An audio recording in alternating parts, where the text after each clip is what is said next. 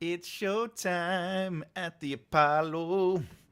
I don't know about you, but I'm at that age where I used to watch the Apollo all the time. It's showtime at the Apollo. I watched it with different hosts and everything. I mean, I had a Steve Harvey host as well. So today is going to be a little exciting. Today we're going to be talking about building an author community. Before we get started, we got to wait a little bit for a couple people to jump in for the live. More importantly, we do need to talk about a few things. All right. More importantly, first of all, we have to acknowledge something very important, and we will get to that. But I am a developmental editor and a writing teacher.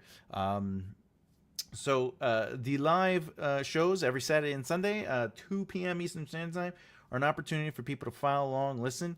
And Saturdays are usually educational, and Sundays are the Write a Book with Me series. And you're more than welcome to not only ask questions about what I am going on about, whether I'm teaching or writing, or you could ask questions about your own writing process, your own book. But either way, today we're going to get a little exciting. We're going to get a little exciting with this. We're going to talk about building an author community. We're going to talk about how much that could help you and elevate you. Oh, what do we got here? Hello, flowers. Yes, we have officially reached 4,000 watch hours and slices the pizza dish. Yes, pizza and gelato. Yeah, watches the advert. That actually shocked me. I didn't realize it does an advertisement at the beginning of the episode. And that's pretty fun. That's pretty fun. Exciting. I wonder if it's just going to randomly do whatchamacallit. If it's going to do ads throughout the thing. Either way, whatever the case may be. It shocked you? It shocked me. I literally was like, I didn't realize they popped it on there. I'm okay with it. Hey, you know, we gotta finance this channel. We're gonna grow this channel. We're gonna make this channel worth it. You know. So, but with that said, let's get into the nitty gritty. So today, again, like I said, I'm going to be talking about building an author community. We're going to go over 10 different things. I'm going to expand on them. It's not just going to be a list. I'm not going to just go, hey, you should do this. I'm going to expand on the list. We're going to talk about the pennies. Das pennies. We're going to talk about the list, but we are going to expand on each item on that list. And of course, please feel free to ask questions on those items. Oh, yeah. Just for the record, it is hot today where I am. And I don't have the AC on because I have the new setup for the mic. It makes the AC heard. We don't want to hear it. Anyway, if you haven't done so already, and you've been watching the shows, please subscribe and hit the bell icon so you don't miss out. Let's get to it. Let's talk about what's going on. We're gonna start with 10, and then slowly go up to the bigger, more exotic kind of more. How should I say it? The things that are a little bit more intense. So we're gonna start on 10. Hey, ciao, bello. Io gato. Yes. Si. I own gato. All right. Do you have a cat? Yeah, I have a cat. Emma, what cooking here for a bit? What are you cooking, Emma? Let us know in the comments below. Oh yeah, what is up, flowers? I love the camaraderie in the group. I love the camaraderie. Emma, since you're just jumping in, you don't probably didn't hear what this episode is about building an author community. I'm sure you know that from the title.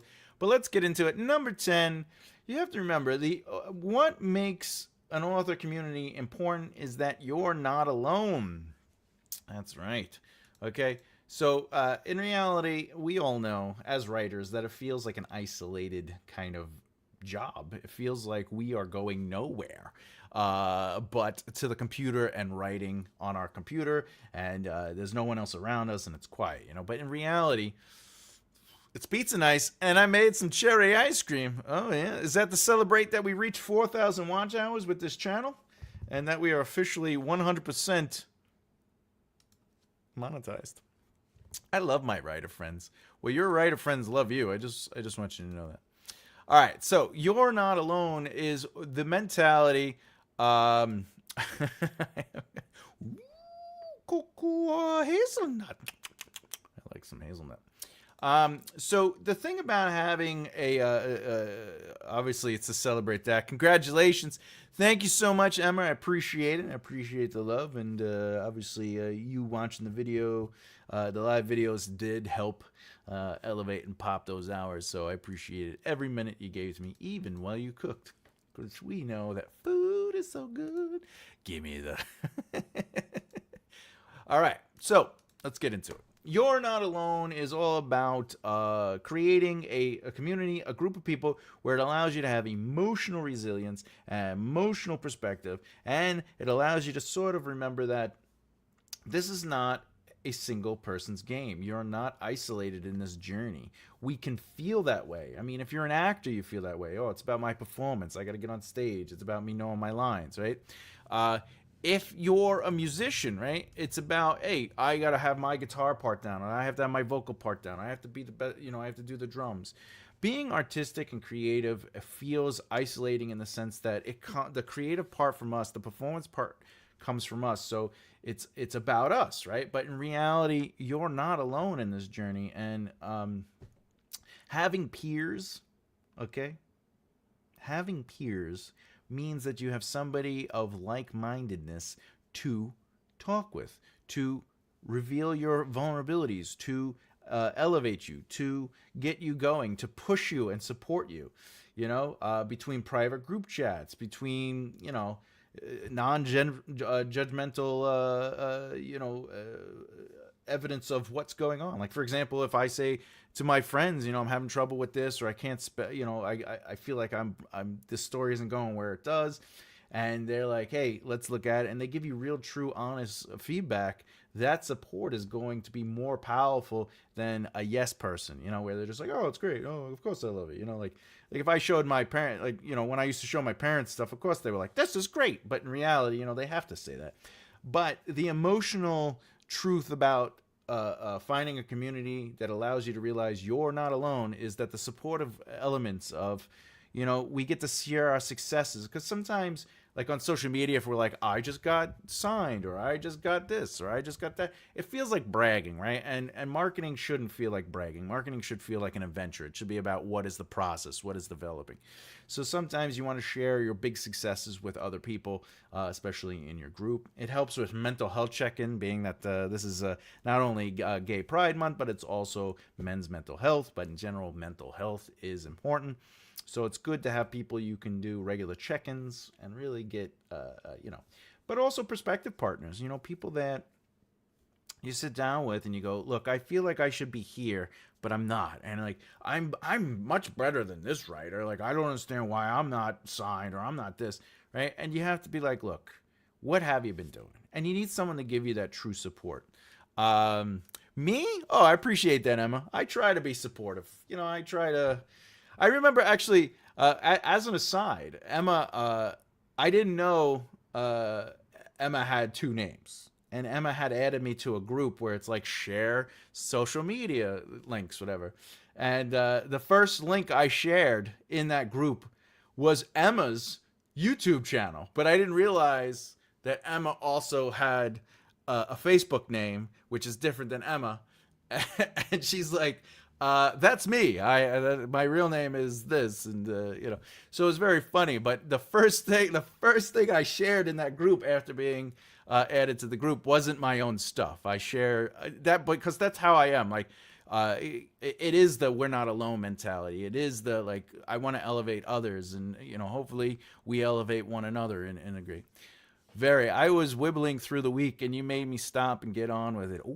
Ooh, hey, I appreciate that. Look, the other thing is I also want to feel when I know you guys, saying such lovely words. And the thing is, like, when I was younger, I had some support. I didn't really have a lot of mentors until I got into the industry more. But I just wish, just having someone give you a little bit of their time just to help you with an idea or to get you over that hump or whatever the case may be is really life changing. I know the people that even if they were just like, yeah, sit down, tell me about it, like that, or tell me a story. Like one of the things when I was in the comedy industry, Richie Teakin, who used to manage Eddie Murphy, and he owned the comic strip.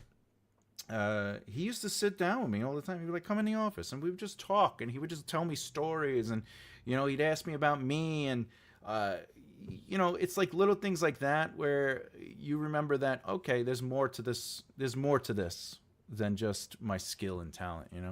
So Ro, what's up? Greetings, Chamus. Not feeling well today, so I may or may not hang out the whole time. Hey, listen, if you're not feeling well, just the fact that you stopped by, that's giving me more than necessary. I'm always gonna hope for the best health for everybody in the world, but sending you a little bit extra love today and positive feelings, especially since you're not feeling well.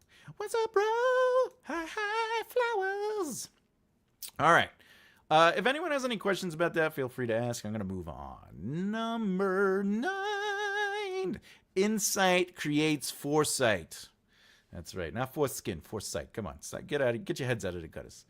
So, I don't know if you've ever heard of a man named Mr. Beast. He used to be Mr. Beast 6000 or something like that.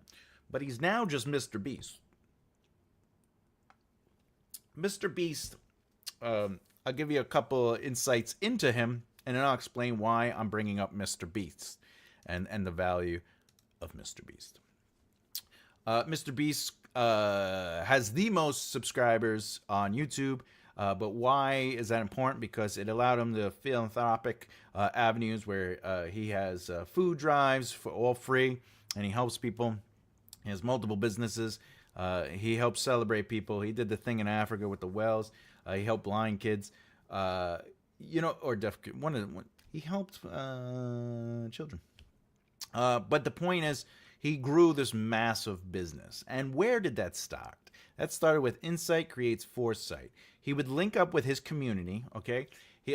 He would basically spend 10 hours a day with these 4 or 5 people that were all YouTube people trying to figure it out. And they would just study the dynamics of YouTube. Now, what am I really saying here? I'm saying that he found like-minded people with the same kind of missions, purposes, and the morals, and they worked together to develop the shared data and insight of the system. So when somebody learned something, when somebody trialed and errored, when somebody failed, right? Well, Thomas, how does that help with my author career? It's the same thing. What is working for you or not working for you? All right, I wanted to sell some books. I didn't get my book sales, but I noticed you're selling books. What are you doing? Because in reality, your book doesn't sell books. Why? Well, say to yourself this statement. My book is amazing, awesome, and unique. And then your pitch is, you should read my book because I think it's awesome. Oh, wait, you who wrote the book think your book is awesome and I should buy it. Yeah, absolutely. Well, is the book selling the book? No. Somebody would have to read the book. And if they read the book and go, you know what, I'm going to pick up this book, that's still a form of marketing. If you tell someone about your book, that is a form of marketing. But there is a strategy to that marketing that you may not be aware of or understand, but there are other people who have failed to success. And they've learned the value of marketing. They've learned the strategies of marketing. And if you see other people making sales and they're a part of your group and you have this discussion, you can micro-analyze these things because 10 people, even 5 people working together and being like, what's working for me, what's not working for me, right? But also out of that group, if you're like, I'm just going to write the best books I possibly could write, and I'm just going to write as many books as I possibly can, but you're not making any sales. Yeah, well, I'll just keep writing books. Somebody in that group needs to tell you, look, you have a lot of books. They're not selling. So you need to change something up. No. I just have to make the next book better. But no one is reading the books. Yeah, well, then I'll just tell people my book is great. Yeah, but you've been doing that. So something is wrong with your marketing. This is what Mr. Beast and his YouTube friends did. They got together and they said, what is working? What is not working? And authors, if we group together with each other, if we create communities, if we have friendships, even if it's 3 or 4 people, you're creating a group, especially if you all look at things differently, right? You're creating a group that allows for the evolution of change, the evolution of motivation, the evolution of possibility. Oh, what do we got here? Whoop. My book comes with a, a tape recording of "You Should Buy This Book" to the front of it, and it plays on repeat with if you open it up, it goes, "You should buy this book. You should buy this book. You should buy this book." That could work, because that is technically marketing, and it's not that you should buy the book that will get someone to buy it. It's the novelty of that kind of move. I'm not saying it would work, but it has a greater chance of someone buying a book because you wrote it versus somebody getting a laugh or finding something amusing. Because then they're saying, oh, the brand of this author has a sense of humor. So if the author has a sense of humor, this made me chuckle. I had an emotional reaction. Let me see what the book is about. And now maybe they'll pick it up and read a couple pages and be like, you know what, I'm into this. I got into a discussion with another fellow author. Exactly, your joke. I get the joke, but you realize, oh, wait a minute, that is brand. That is thinking like a brand, and it's not about the books. And speaking of, I was speaking with a friend of mine. There's actually a couple episodes of us debating this. And I totally respect this kid, and he respects me, and we're friends. So, this is nothing negative on him. It's just his position was books sell books. So if I write the best book ever, or the greatest book, the book will sell. And he goes, I walked into a library and I found a book and I wanted to buy it. And I was like, okay, but the book didn't sell itself. There were so many factors involved before the book was even picked up. We could talk about, you had the desire to buy a book. Maybe you didn't go in there for that book, but you had a desire to buy a book. So you went to what? A bookstore. So now you are purposefully placing yourself in an environment that is marketing to you. It's marketing other books, potential books, new books out, sailed books, whatever. Then you say to yourself, I'm going to go to the fantasy area. So now you stand in the fantasy area, and maybe you're a peruser. Well, the shelves are marketing to you. How they build those shelves and how they represent, that's still marketing. The book itself has not sold you. Then you might see the side of the book. You might just see this, right? And maybe the words intrigue you, but still the book hasn't sold it. This is still marketing. This is like step 8 in marketing. And you had to make 7 other steps just to visually see this. Then you pick that up and you might read the back, and that's another step. And now this is not the book is great. The back of your book needs to market your book still. This still needs to push the emotional truth to the next level. And then they read maybe the first page, whatever the case may be, right? So you're constantly marketing to someone to get them to officially buy your book. The book itself does not sell books. Anyway, Mr. Beast and his people. So if you get together and you have a group of people and you discuss your successes and your failures, if you discuss where you're going or what you would like to achieve, if you set up goals together and you keep each other on those goals, it helps. The other thing is sharing data. Insight creates foresight, right? So what does that even mean? It means, are there up and coming events you as a group can go to? Can you go to a Comic-Con? Can you go to a book event? Can you go to a book market, right? Book market is actually a little different than a Comic-Con. Book market is where you would go to potentially sell your idea to agents or publishers, or even just to market. If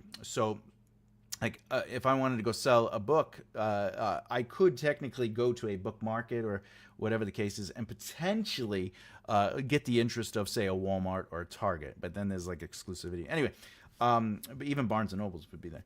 When I was doing film and television, we'd go to something like the American Film Market, and you would go there and you'd pitch your projects to studios.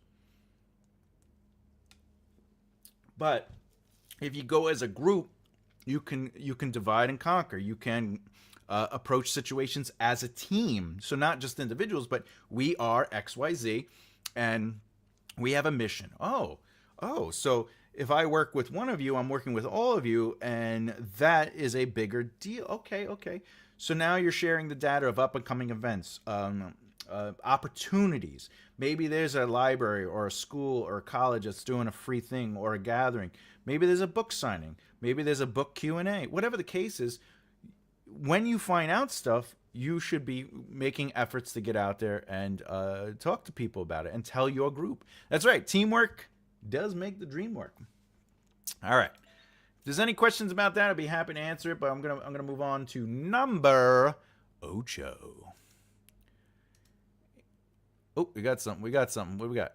My children want to call their story The Misadventures of Title, and I suggested them calling it The Misadventures of Title because the play on words draws attention to it. The Mist Adventures of Title. Interesting. Well, that is a marketing thing. It isn't necessarily, but that's I do like that. That is a good play on words. The Misadventures of Title or The Mist Adventures of Title. For a children's book, that might be a little complicated because depending on like 4 to 6. But it is a nice play on words. I wouldn't say push it to the side. I would say keep working on it. That's nice. All right, number 8. Events create events. What does that even mean? I don't know, Thomas. You got to tell me. All right, I'll tell you. Do you want to know? I could tell you if you want to know. What does that even mean? I don't know, Thomas. All right, let's get into it. Okay. Events become events. Pop-up signings, live readings, multiple author launches, and panels work better as a team. One person alone at a table is invisible. 10 authors equals a crowded magnet. A crowd magnet. That's right. If you can create opportunities to go to events as a group, if you can get tables together, if you can start your own pop-up signing or live reading or multiple author launches and create an event together, especially if you all live near each other and it's 5 to 10 of you and you're like, look, we'll rent this, we'll market this, we'll create the event, you're basically able to now go, I know I'm not good at planning events. So who is? Well, there's 10 of us. Well, me are good at events. All right, you handle the event information. Who's good at talking to people? I'm good at talking to people. All right. You deal with the press pop. All right. Well, I'm really good at this, so I'm really good at that. I'm good with budgeting. So let me handle the financial aspect of it. And you become this team, this group, and you start creating opportunities in your own, not only your own close community, but the community of authors themselves. Especially if you start building relationships with local mom and pop bookstores, your libraries, etc., etc. You could do reading series. You could do launch parties. You could do whatever you want. When I was in the music industry, before I started like really playing, okay, people used to always tell my band no, or I have to buy tickets, right? You get, well, if you buy yourself like, let's say 20 tickets, okay, and you got to buy the 20 tickets from me for like $10, and then you could sell those tickets to your fans for $20, and you make, well, usually it was 15. You're like, you'll make $5, and I'd be like, oh, so we gotta pay to be on the show. No, you're paying for the tickets, and then you sell the tickets and you make your money. So you make money even if no one shows up for us. Oh yeah. Okay. Well, we're not going to do that. So what did we do in return? I created BBR Production, scalped the tickets. Well, no, it's pay to play. It's a whole different thing. But so what I did is I created BBR Productions, and ultimately I started putting on my own shows and producing my own shows, and we marketed those shows, and we ended up doing pretty good with it. So, but the point is, I had a band. We had, at one point we had 7 people in the band. But usually it was like, it was me. It was me on guitar and singing, a female singer, another guitarist, a pianist, a bass player, and the drummer. So 6. But anyway, we were able to do group effort things because we had a quote-unquote band of people working together. Now, authors can create these kind of banded groups where your community says, how do we set up these events together? How do we create movement in our careers and in our communities? All right. If you have questions about that, feel free to ask. I'm going to keep going. You, me, and us. Number 7, you, me, and us. One of our viewers, Flowers, actually has done one of these, the anthologies, right? The collaborative anthologies, right? But here are a couple ideas you can do as a group. So if there's like 5 to 10 of you and you wanted to do something playful, here's something you could think of. So these are also fun things to help you think outside the box. Remember, success is part of longevity is using your entrepreneurial brain, which is about finding solutions outside the box in a proactive way, right? So I already mentioned the anthologies. So group anthologies, because basically you get a bunch of authors. They could either just write short stories and put it into a collective book. Emma, I don't know if Emma's still listening, because I know she said she's cooking pizza of all things. But Emma did that with a really fun book about marketing. So I'd rather be writing, but it's a marketing book, and that is available on Amazon as well. Buttercup. Oh, she's talking to Nicole. So an anthology is a really nice way to sort of get people together. You could also create basically sampler books where it's a collection of, maybe the first 3 chapters of each person's book. And then you could maybe not sell that book, or you could sell that book, but you could use that book as a marketing thing. You get maybe 10 authors together, each gives 3 chapters of their book, right? So that's 30 chapters. 30 chapters. Okay. And you basically pay as a collective to print out X amount of those books. And if you do a table or whatever, you could have those books there as samplers for other people to give out. We used to do this in the music industry, where everyone would record a song and then we all give a song and then you put it on a CD and then you use it as you just hand out the CD. I loved writing that book with everyone. I loved writing that book with you. I'm so happy you asked. Hey, bro. Another thing you can do is cross-author universe or co-written books become events. I obviously did this more in television, where episodes would be split upon different writers. So it was a shared universe, and one writer would get one episode, another writer would get another episode, so forth and so forth. In a shared universe, what you can do is you can create multiple POVs, and they're all interacting in the same world, and one long narrative. Of course, you have to be comfortable with working out the narrative. You got to be comfortable with working out where it's going, and each person goes, I'm going to work on the POV of this character. So if this character is in your chapter, but it's the POV of the other character, you get to write that chapter. But I'm going to focus on the POV of this character. And it helps change up the voice and play around. So it's very nice. Have you ever tried that yourself? A collaboration? Yes. In fact, hello, Emma. I have friends, writers and stuff like that, and we work on ideas where basically other friends are going to write books within my universe, and because they like character ideas or whatever the case is. So you can also do that. But what I'm talking about specifically is trying to work and create book concepts together. But the sampler book is a really great idea, especially if authors are constantly going to events, and or they are presenting at events, or they're using tables at events, whatever the case may be. And it's a really great way to sort of like help one another and get it out there. Another thing is a joint podcast. I obviously collectively have that. I have the Right Mindset podcast, and I'm always asking my friends to come on, if not multiple times. Emma's been on there, Nicole's been on there several times. A lot of authors have been on there. Eloise, who pops on once in a while, she's been on that show. But the idea is like we're on each other's podcasts.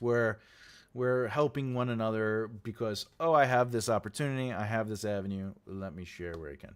The other thing is just the least effort, most help is sharing people's stuff.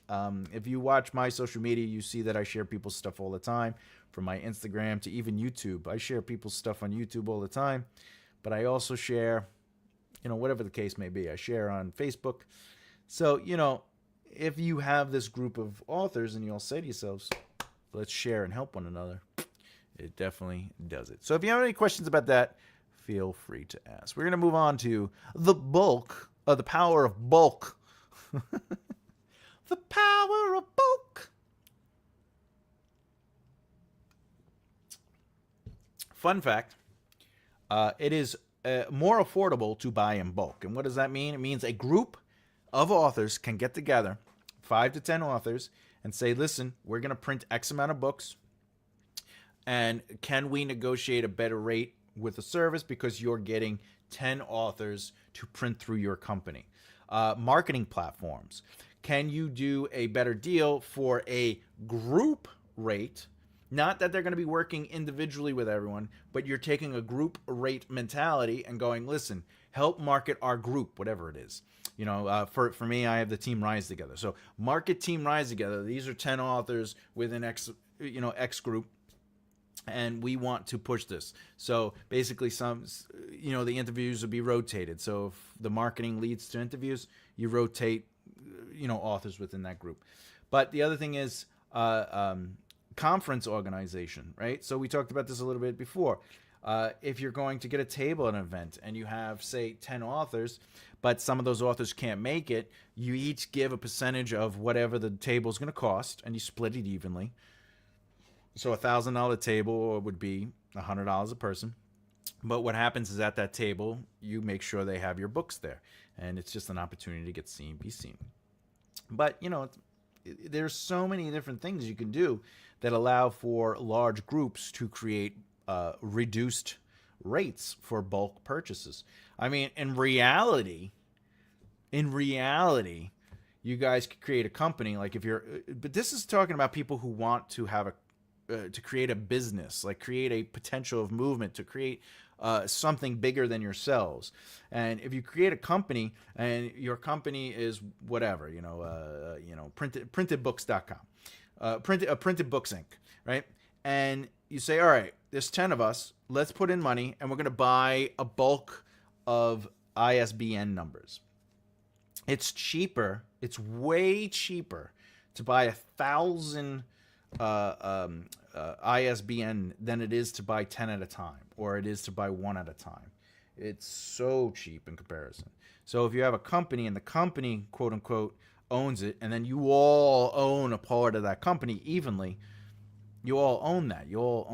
So you could use the ISBN numbers. Anyway, I'm just saying, another big thing is bulk. The power of bulk is, if you want to hire a PR company or a marketing firm, and you go, we are a group of authors, and this is the brand of the group of authors, and we all sort of do a little bit of everything, and you pull all your money together, you can basically go to an advertisement situation and do something like that. In fact, you could do Amazon or Facebook or Instagram and do a mass campaign that leads that advertisement, that advert you're doing, leads to a website or just a landing site, or whatever the case may be. You could send it to wherever you want. But it's a landing site which kind of organizes the authors involved and pitches the authors. And now it's a one-stop shop. So this ad leads to the group. Anyway, it's all about thinking about the power community. All right, let's keep going. Number 5. Whoa! Hey! Did you write this week? A really important element of community is the check-in, right? It's the built-in accountability. It's the support. It's the helping each other create deadlines. I'm doing this currently with my writing group that I do privately. I have a couple people involved in it. We all write in different things, though. I have a buddy who's a screenwriter in there. I have a buddy who's working on a game system. But one of my buddies has decided to officially challenge himself to write a book. So that's exciting. I was really happy to hear that he's doing that. And I'm writing novels and other things. So we're constantly, every 2 weeks we get together and we basically go, all right, we read what you had in the folder, and these are my notes. And we keep notes on the files themselves, and then we discuss the notes. Because again, if I write, XYZ, or I didn't, needs a little work, or, hey, have you ever heard of Pintle Paddle? And then you get together and you're like, what does Pintle Paddle mean? And you're like, oh, let me tell you what Pintle. But having community groups to get 5 to 10 authors working together, friends, and you all believe in each other, allows for this kind of accountability, allows for this kind of structural build. Hey, hola, como estai? Hello, my friends. Angel Faye Writer. Welcome to the fun. Welcome to the fun. We are discussing building an author community and how, in person or over the internet, how the value of building multiple groups, 5 to 10 authors or more, and working together to advance one's, not just one's career, but the group's career as a whole, and to create opportunities. Currently, we are talking about, hey, did you write this? It's all about accountability and support. But ultimately, the other thing that helps with the built-in accountability and support element is who understands the publishing journey, right? So if people in the group, like for example, one of the people in my group aren't necessarily they're a well-versed writer, but they're not a professional writer. However, they're in a group with a person who is currently in the industry on the television side, and then also they're dealing with me, who is currently in the industry of developmental editing, writing, teaching, and stuff like that, right? I have my Twitch author friends. That's amazing. Congratulations.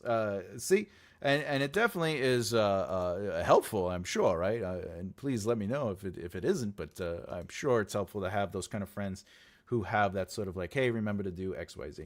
But what I'm saying is, so one of the people gets to enjoy the insight of what the future looks like for them, or what path, right? Because there are things that we do as the, and I'm not saying this in a negative way, but it's the uneducated, right? We don't know what we don't know. We only know what we know. But when I was getting into the film industry and the television industry, I had a perceived idea of it based on what people said around me who weren't necessarily in the industry. And then you get in the industry and you're like, oh, this is almost completely different. And then you have to sort of relearn and re-educate and adjust your approaches. But now when you're working with other people who have that sort of step in, it changes the learning curve a little bit for you. It is helpful to have a group, and they are amazing and supportive. I love hearing that. That makes me happy for you. Very happy for you. All right. What else? Yeah, so one of the things that I do to help make this happen is obviously, like I said, every 2 weeks we get together with my group. We share projects. We have folders for each of us, and it's what chapters, what scenes, what game pages you're working on, what rules, whatever. And then we just keep up with each other. We text, I'm supposed to actually meet with one today. We were supposed to meet yesterday, but something came up. All right, number 4, credibility in numbers. All right. Okay.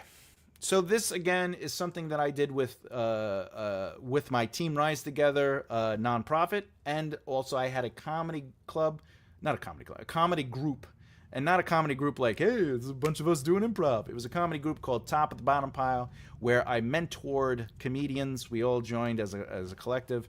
We pooled money together, and we did a whole bunch of other things. The same thing with Team Rise Together. So when I had the theater, I started the Team Rise Together, and it was about actors working together to elevate one another. But it was actors, writers, filmmakers, everything. But the same mentality goes into the author stuff. What's this? I want to finish what I started, but it's been months. Any advice to get out of this funk I'm in? Ooh, that's a good question. Let me take a sip of the soda.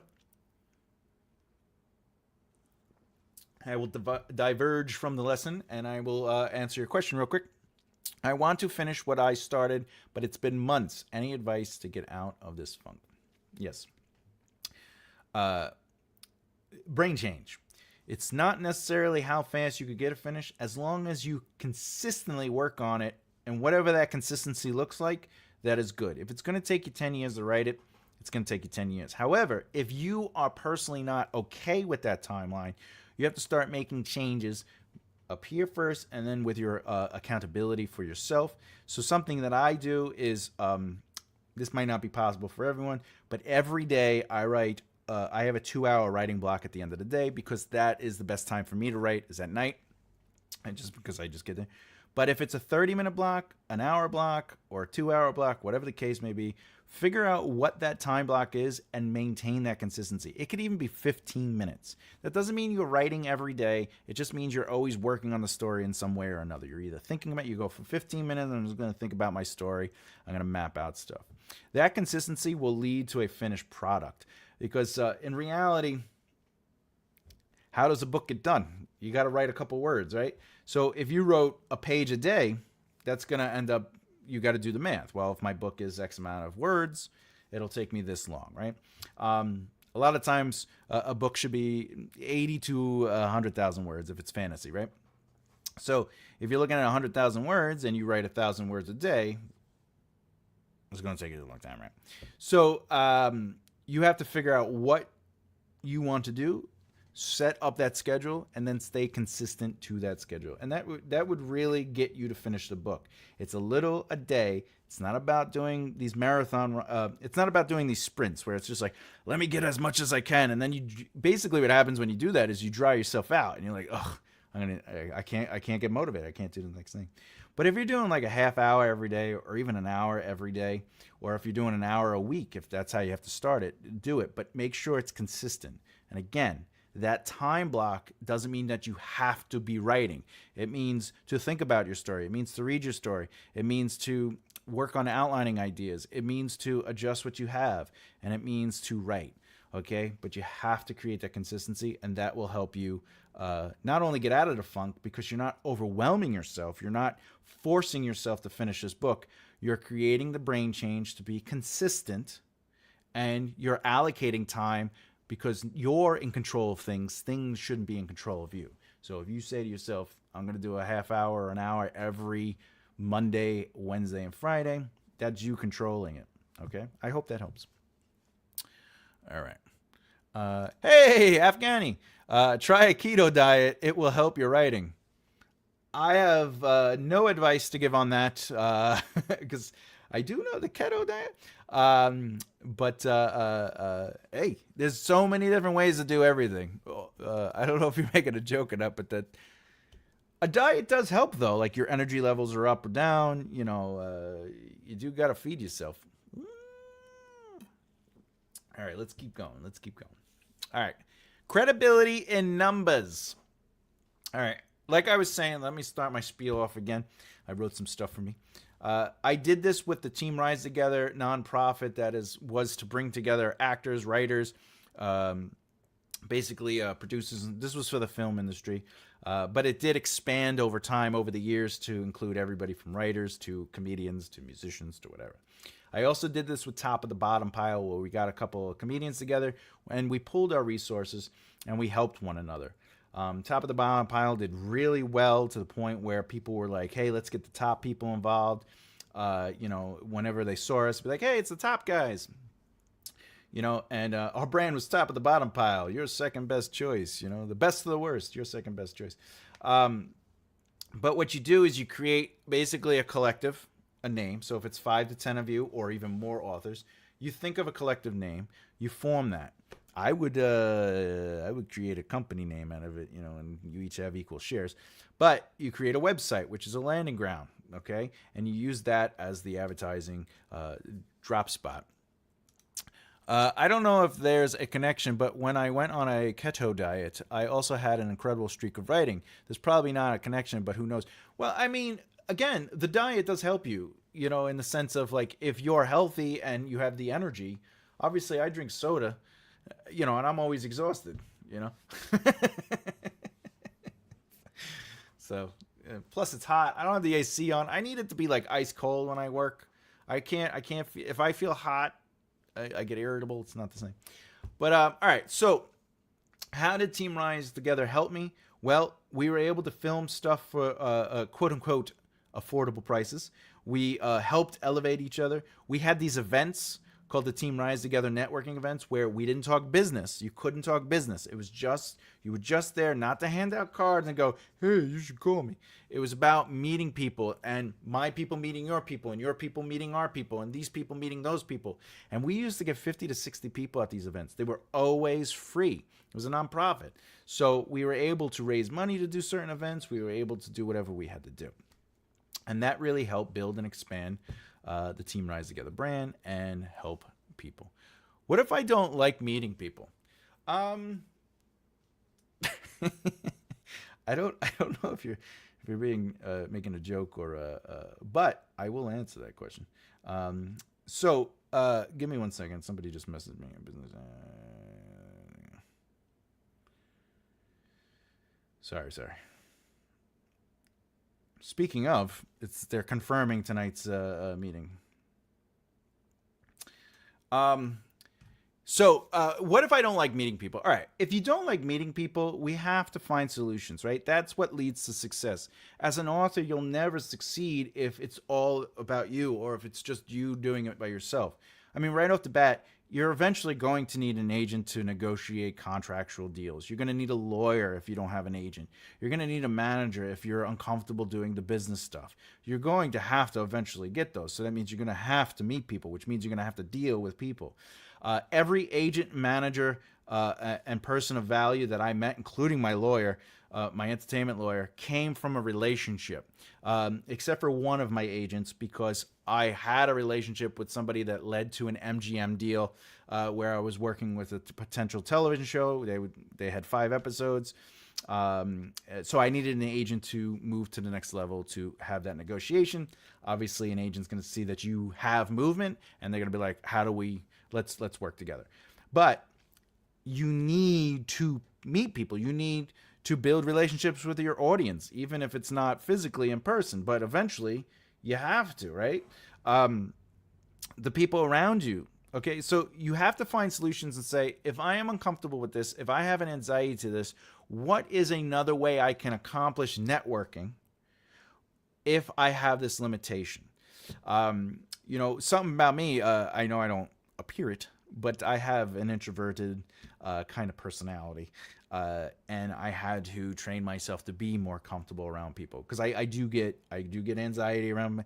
I suffer from, well, I shouldn't say suffer. I live with chronic depression ever since I was in my teens. So I had to learn to sort of break past these things, and I did it by creating small steps. I'm not saying this works for everyone, but I reached out to somebody. Like, calling somebody on the phone used to be so difficult for me. I'd find every excuse in the book not to pick up that phone or use that phone, or I was just like, the idea of like the call is, it's going to take, I'm going to be on the phone for 2 hours with them, and we're not going to really talk about, like, my brain would just go on and on and on, and then you call and it's just like, yeah, all right, I can meet you at 5, and you're like, all right, I'll see you at 5, and then you hang up the phone and you're like, oh, that was not as crazy as I thought it was. But what I started doing was I started to be like, I have to make this call. Let me create a list. And I said, let me just do the thing on the list. And I would just do it. But if I did one thing on a list of 10 and I did it without, if I find any hesitation, anything on that list, I would go to the next item. And then as soon as I found myself not making a hesitation, I would stop. I'd be like, all right, I did a thing where I didn't hesitate. And that eventually became a part of my system, just as who I was. I was able to start making phone calls. I was able to set up meetings. I was able to do whatever I could. I will say this, though. If you don't like meeting new people and you like having friends that you currently have, who in your friend group is within that community, all right? And you could do it that way. You could have a slow grow that way. I hope that helped. Thank you for answering. Today is the day to get back on track. I'm more than welcome, more than happy to answer a question. That's me too. Not the depression though. The high anxiety, right? Like it's like, I gotta call somebody, or I gotta talk to somebody, or I gotta meet somebody. Yeah, it's leaving my house was, before I learned how to leave my house, was very difficult, because I'm like, I gotta leave the house. But then, like, what if I gotta be home? Or I started noticing that, like, if I went out, it was easy to go out, but then I was like, it's gonna take me an hour to get home.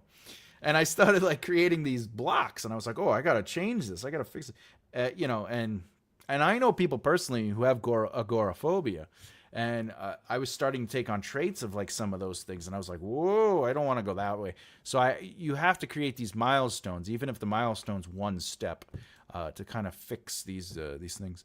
Right? Yeah, Yes. And I do speaking engagements, and especially before COVID hit. But the thing is, I would do a speaking engagement. There'd be 50 to 100 people there, if not more, depending if I did a college or not. And then I would stand by the door, and I would happily talk to everybody one at a time. They would just come, and and I would talk to the line, and I was very giving. But after that, I'd need like a week off. I need to be like, please let me breathe. I had to do what? Ring someone? Nah. Yeah, I know. Right? Like the idea is like, I gotta call somebody. Forget that. Yeah, you gotta sleep for a week after you can get through the anxiety thing. But let's talk about the collective credibility and why Team Rise Together and Top of the Bottom Pile helped. Top of the Bottom Pile was interesting because we were a bunch of comedians, and I said to them, listen, I'm going to mentor you guys, and all I ask is that we just sort of do my plan. We do the thing that I've been teaching people. And they said, fine. And I go, one of the rules is we will not perform comedy unless asked. If somebody asks us to perform on a show, we will do. Our job is to get involved in the industry, to get involved in the community, and get our names known and get our faces known, and just if we could help people do their shows, that's better than us trying to put on shows. Within 6 months, we had APA management reach out to us and say, we've heard you, we heard who you are, we know that you're doing it, keep doing what you're doing. They called my theater, so having the theater did help, but in a sense because of brand value. But we built our name up to the point where people wanted us to perform on the shows. If we were at a show and somebody didn't show up, they'd be like, hey, which one of you guys want to go up? And we always had the rotating rules. So like whoever's turn it was up. So we developed a way to build our brand first and get involved in the industry. I did that with my music career. I did that with my acting career, my comedy career. I did it with every career I've been, including theater. Oh, yeah, I had my first 3 sales of my debut. Woo! Yes! Congratulations! Yay, Angel! Yeah, give it up for Angel, everyone. That's amazing. Congratulations, my friend. 3 sales. That's plus a debut album. I mean, that's 2 victories. Debut album, 3 sales. That's amazing. That is amazing. Congratulations with that. I'm very proud of you. I'm very proud of you. Even if you stop today, you just accomplished something that so many people wish they could even try. Do you know how difficult it is to finish a book, let alone put a book out there confidently, to sell the book and then get a sale? You are absolutely doing something that people wish they could do. You are now at a level that you were not at when you wanted to write a book. And now you're breaking boundaries. You're doing something great. So I'm very happy for you. Which I published. Doesn't matter if you published it last year or 3 years ago or 10 years ago, or even you're going to publish it 10 years from now. The point is you did get to that point where you did publish it. You did get people to buy it. But more importantly, you accomplished something on your list of life. You published a book. So that's inspiring, because there are people out there that go, I wish I could write a book. I wish I could finish. I wish I could publish, right? And we, as the goal markers, you're a goal marker now. You published a book. We need to be the positive reinforcement that people are quote unquote next in line to hit that milestone, and root them on and show them that it is possible. So congratulations. Yeah, it was not easy, but I made it, as you did. How do people hear about your book if you self-publish? Oh, that's a great question. Don't tell them about your book. Oh, that sounds counterintuitive, but hear me out. The real trick, okay, to sales is brand first. Marketing 101 is who knows you, not what do they know about your products. Does Walmart sell vacuums, or does Walmart sell a particular service? What is Walmart known for? Is it known for selling vacuums? It has vacuums, it has TVs, it has tires, it probably even sells souls. But Walmart markets Walmart. When you go to Walmart, what's the first thing you see on it? Is the huge name on top. You don't see vacuums for sale. It says Walmart. It has the logo. It has the brand name. It has the color code, right? It has the style. Your job, I should say this, the moment you want to make a living doing something, whether it's creatively or own a business, okay, is you have to approach it like a business. When you're writing your book, be the artist. Write your book for you. Let the book be written through your desire, your purpose, the stories you want to tell. Do not allow the business brain to interfere with your creativeness, because the true purity of your creative art is what people will connect to once they reach over the business marketing and into the books you write. The books you write will have your themes, the stuff you like talking about, your style of writing. It'll contain a lot of the stuff that is important, but people can't get to it because you wrote the book. The book will eventually have that ability, but you got to start with the business brain. But don't allow the business brain to write your books. Write your books free of the business brain. Now, let's go to the business brain. The business brain can't allow the artist brain to touch it. The business brain has to say, how do I affect myself? The three pillars of the three needs of success, right? Network, market, practice. Networking is who you know. Marketing is who knows you. Practicing is how well you know yourself, right? So you have to build and cultivate relationships. Then you have to establish a brand so people basically become emotionally connected to you, because a brand allows you to build awareness, which creates interest that ultimately generates sales into people buying into what you stand for. Those are your missions, morals, and purposes, right? So your missions are the things you're trying to accomplish, which are not, I'm trying to make money. A mission has a greater, it's a solution. Your morals are the way you approach it. So a lot of people on this thread said, I'm helpful, I'm giving, I'm kind, right? That would be because my moral approach is to be helpful and kind and to show people that they can ask and feel comfortable and not judged on this channel or around me, right? And then, of course, your purpose is what fuels you. That's a part of your brand. So to answer your question, how do people hear about your book? If you can build a strong brand relationship with your audience, they will then see what you are doing. Because if they are connected to what you are doing, your adventure. I am writing a book, but you don't tell people about the book. You say, I had a good day. I finally got I got 3 pages written. I'm exhausted now. I think I'm going to give my eyes a rest. I'm not saying to write that exact post, but the concept of that is an adventure. It's vague but informative. And since you're a writer, approach your marketing in the same way. Because writing is powerful when it's vague but informative, meaning it has enough context to keep you interested and move you forward, but it's vague enough not to give away everything. So your adventure should be vague but informative. You should be basically showing people your process of writing a book and your journey of writing a book, but not necessarily saying, I have a book. I hope that helps. Currently working on my old fantasy series. Ooh, I love hearing that because, like, there are stuff that us writers will make when we're younger and then just be like, I don't know if this is good or whatever. And they put it to the side and they work on the next thing. So it's always nice to, like, take our evolved perception of our skill level, our craftsmanship, and then, like, go back and look at our oldest stuff and sort of, like, let it filter through our new lens. But it's also nice because you might realize, oh, I always had something there, you know. Congratulations, Angel! Yeah. I use Facebook, KDP, and Twitch.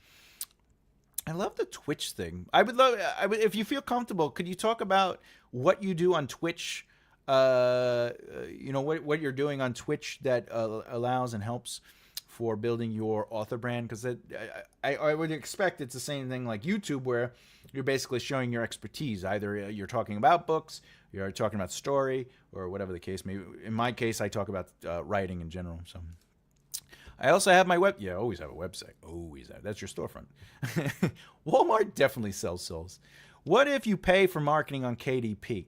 Again, if you're going to pay for marketing on KDP, that is known as push marketing or imprint marketing, where you show the same thing as much as possible, and eventually, if people see the same ad, you gotta use the same ad for it to work. They see the same ad, they eventually go, oh, all right, I've seen this enough times where let me see what it's about. There's nothing wrong with that kind of marketing. It's also known as the numbers game.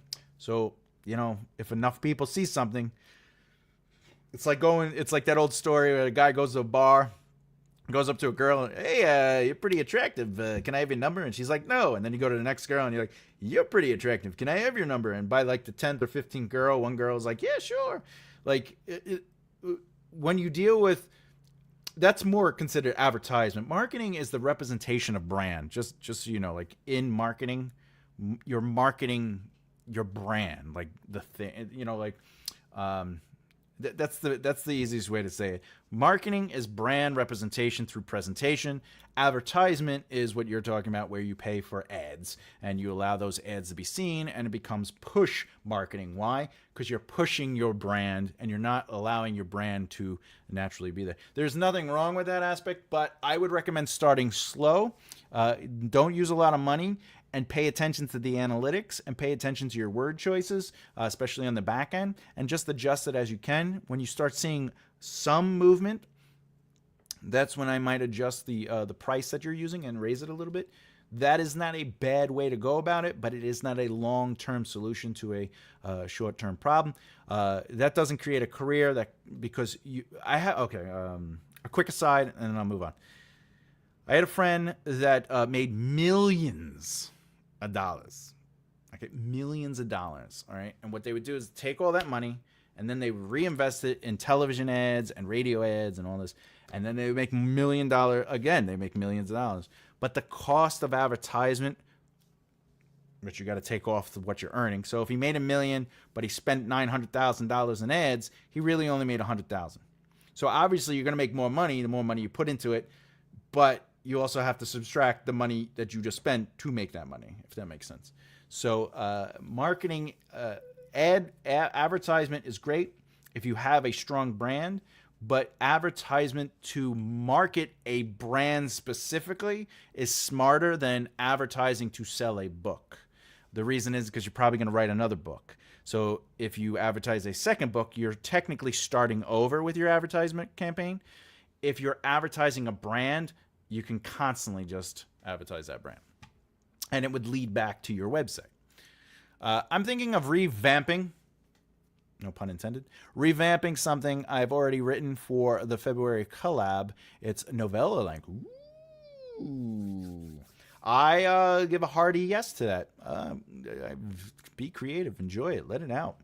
On Twitch, I do writing sprints, talking about my book, and also do some book cover designs.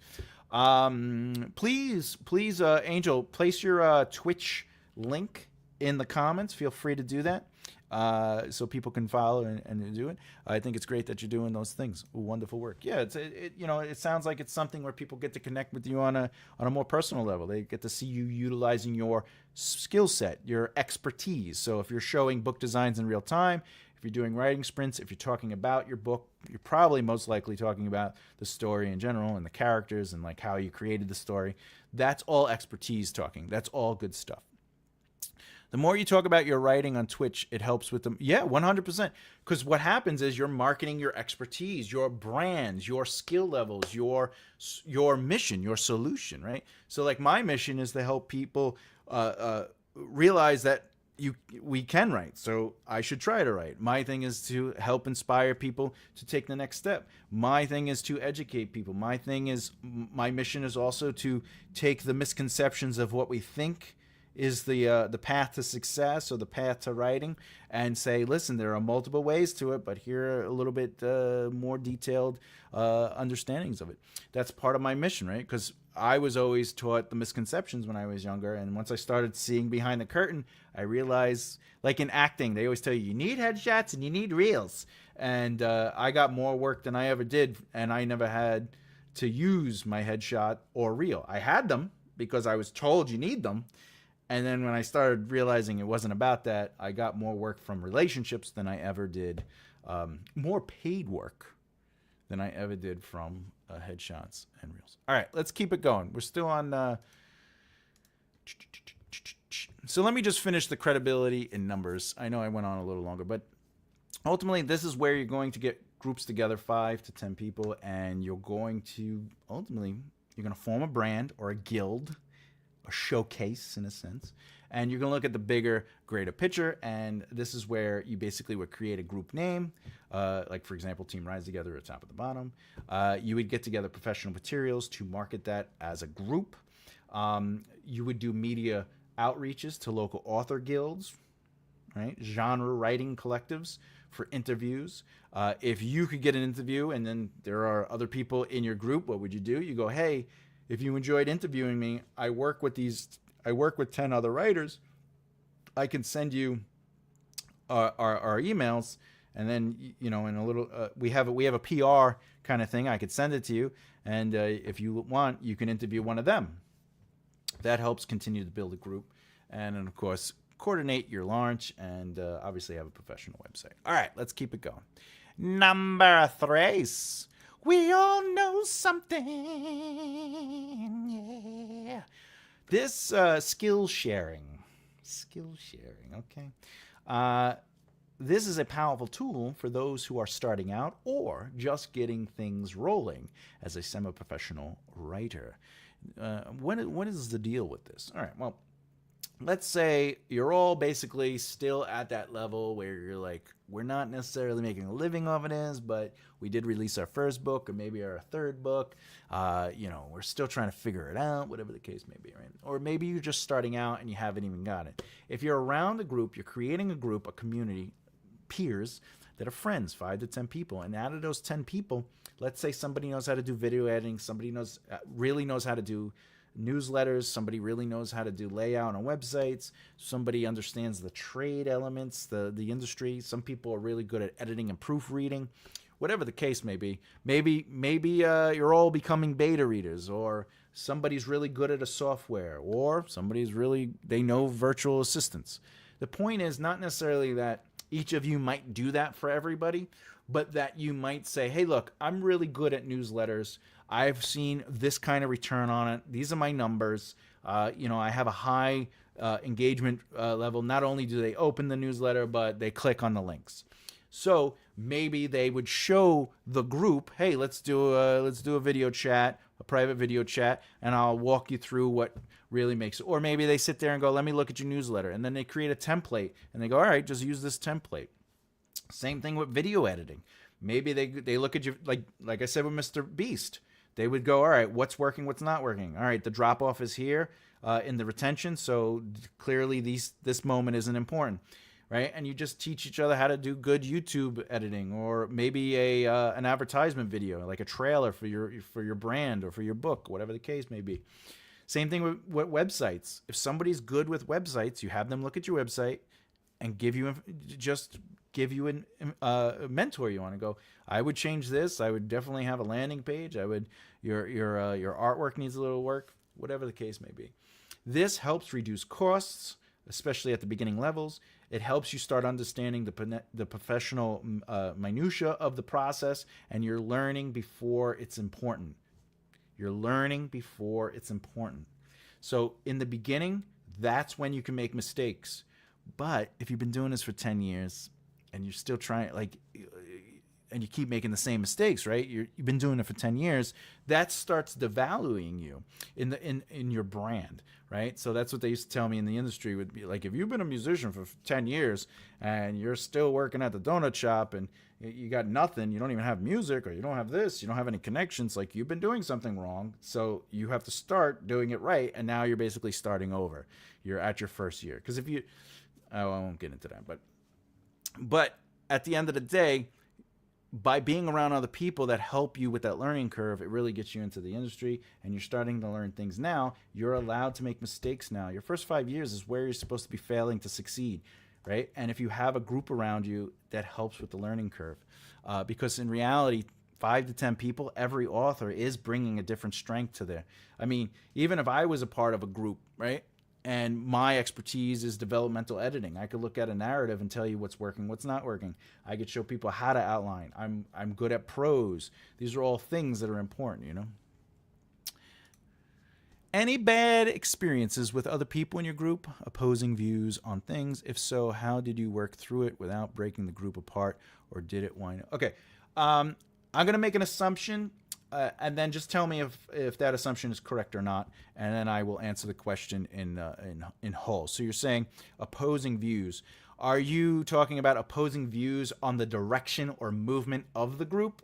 Or are you talking about opposing views like somebody goes, I don't like your joke, or this chapter is no good? Just clarify that for me, Ro, and then I will answer it, because those are two different answers. One is more business and the other is more creative. So if you can answer it, I'll but until you clarify that, I will continue on. So yeah, But like I said, every author brings a different strength. So again, I could help with prose, but someone else, like if Emma was a part of my group, she's an amazing editor, so she could help with editing. And it isn't that we would necessarily just do that for you. It's that we would teach you that skill or help or guide you, or we're in this together kind of thing. So one of the important things is if you start a group with people, 5 to 10 or more, I recommend starting small though. Is skill inventory. Who does what and what does what? What do you know? Who's good at what? Who does it more professionally? I would probably set up a monthly get together and be like, hey, all right, you're really good at newsletters. Let's get together and we'll do a newsletter day, whatever the case may be. Mentoring. I mentor so many people. Not as much as I used to. A lot of the kids I mentored are now like way in the industry now, but I do consulting, but that's a little different than mentoring. I took people under my wing. I helped them. I helped them with their industry and stuff like that. Mentoring is so important. I recommend finding somebody that not only can you give to them, because mentoring, there should be a back and forth, but ultimately finding someone to mentor is just so important. And then ultimately a template library. So like I have in my folder, the folder's free. The link is in the comments in the description of the video. I have the outlining templates. I got treatment templates, etc., etc. All right, here we go. Either way, but more like they have different morals than yourself on topics brought up in your books at times. If it is about the book, my advice is it doesn't matter. Creatively, do whatever you want to do. It shouldn't. If it affects the person to your left, you might be working with the wrong person, because like if you're writing about here, this is going to be a crazy example, but it's a true example. I'm friends with somebody. They are a writer. I respect them, but they have a story, and I look. Some stories have like crazy stuff in it, and this one just so happens to have grape, and but it's like, is it needed? And their retort was, it defines their character without it.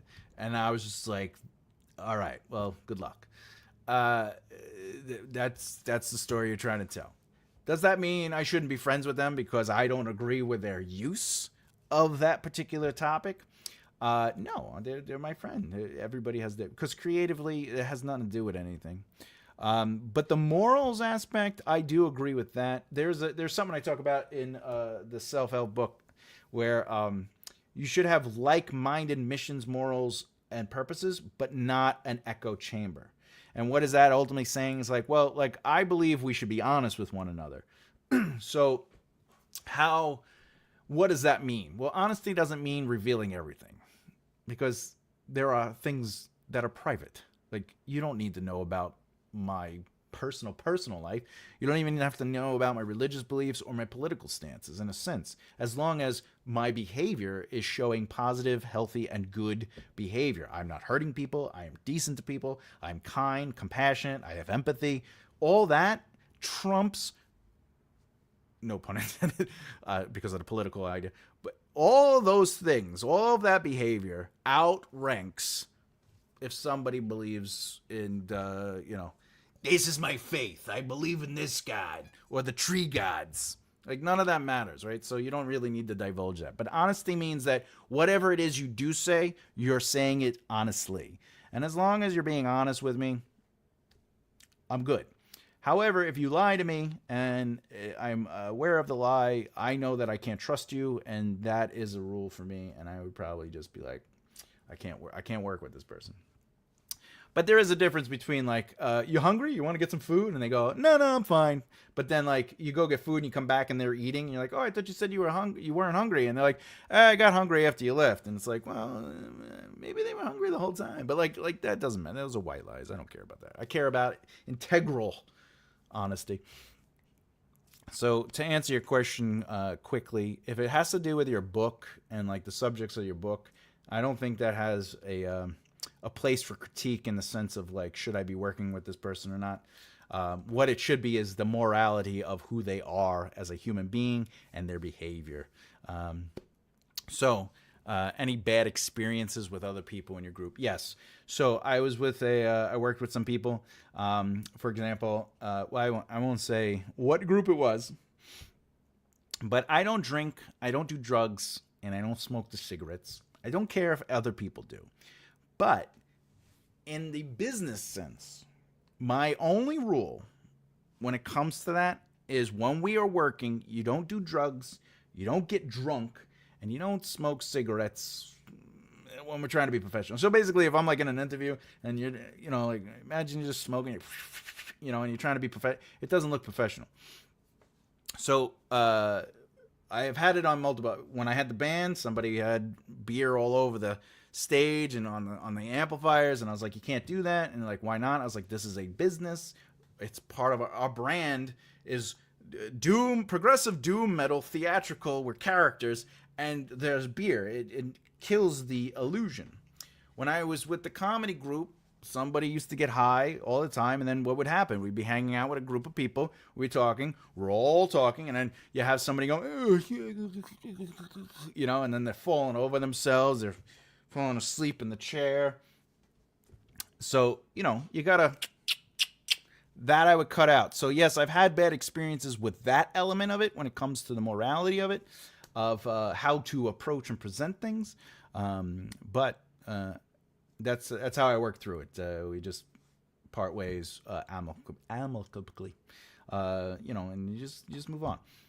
There are ways to work through certain things that aren't as drastic as that. For example, if we go, hey, we should do, we should create a book signing event. And then they're like, all right, but can we make it, can my book be the book that like we push the most? And it's like, why? And they're like, oh, because my book is the best. Well, now we're in arguments, and it's like, it's not about your book. It's not about my book. It's not about their book. It's about the group. The advertisement and the marketing should be about the group. And then when we get there, we'll all have equal tables. We'll all have equal examples, right? So if somebody has the me perspective instead of the we perspective, that's a conversation you have to have with somebody. I have had that conversation with people where I go, look, I actually talk about it in the book where we were playing a show and the keyboardist was like, why am I over here and not in the front? And you're like, well, because we need the front to like move around to do the show. Yeah, but I want people to see me. And that's the me mentality. And we're like, yeah, but not only are you not dressed up as a character because you don't want to be dressed up as a character, but you're just wearing like, I just came back from the office pants and I'm wearing the Tenibber t-shirt. But you're also, like, why do you want your huge piano set up right in the front?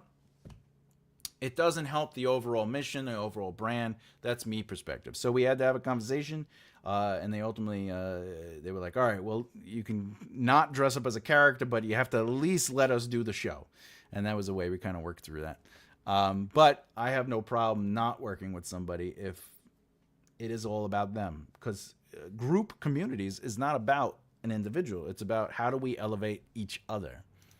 Oh, wait a second. I have a small online group where we used to meet on the Zoom once a week for a writing chatting session. Now we meet once a month. Once a month is really good. I do the bi-monthly, like I said, but bi-weekly, which is bi-monthly. But the once a month is great because as long as it's consistent, and yeah, the group is helpful. By the way, Ro, I hope that helped. So skills and sharing, I'll just conclude that real quick. Is like basically you want to be able to help one another. Let's move on to do cross promotion. Cross promotion. I currently do this. If you follow my social media accounts, including the YouTube, and you see my posts, I am consistently and constantly sharing people's information. And it's all about cross promotion. In fact, if you look at my YouTube video descriptions and go down, you'll see a bunch of authors' names and links. If your name isn't on it, it has nothing to do with our relationship. I just didn't, either I don't have your information, you don't have information, or there are no links or whatever the case is. But, I have no problem adding people depending on our relationship as friends. But more importantly, my newsletter. If you read my newsletter, at the bottom, I have not only author interviews, but author shout outs. So I am elevating authors that are close to me. I mean, Nicole's on there and stuff like that. So it's all about that kind of element. On my social media accounts, I share authors all the time, especially my friends. And, you know, the other thing I did is here's my book. And then, boom. I've showed this before. Author friends. And see, it's a list. See? I put, boom. Cross promotion. I believe in it.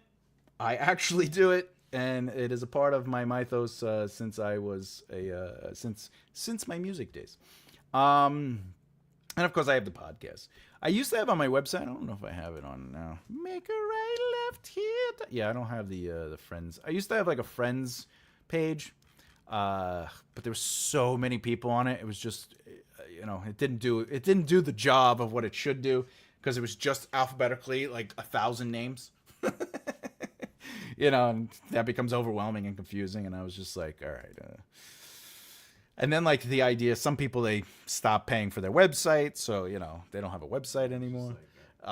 So the link is dead, whatever the case is. So like, I wasn't going to continuously update stuff based on that. So it just got a little overwhelming. But the newsletter and the video description and, helping everyone is all about. That's what that is about. Hey, no, anytime, Roy. Row. Okay, the other thing is each author shares the group's work, So 10 authors, each with 1,000 followers, means 10,000 eyes.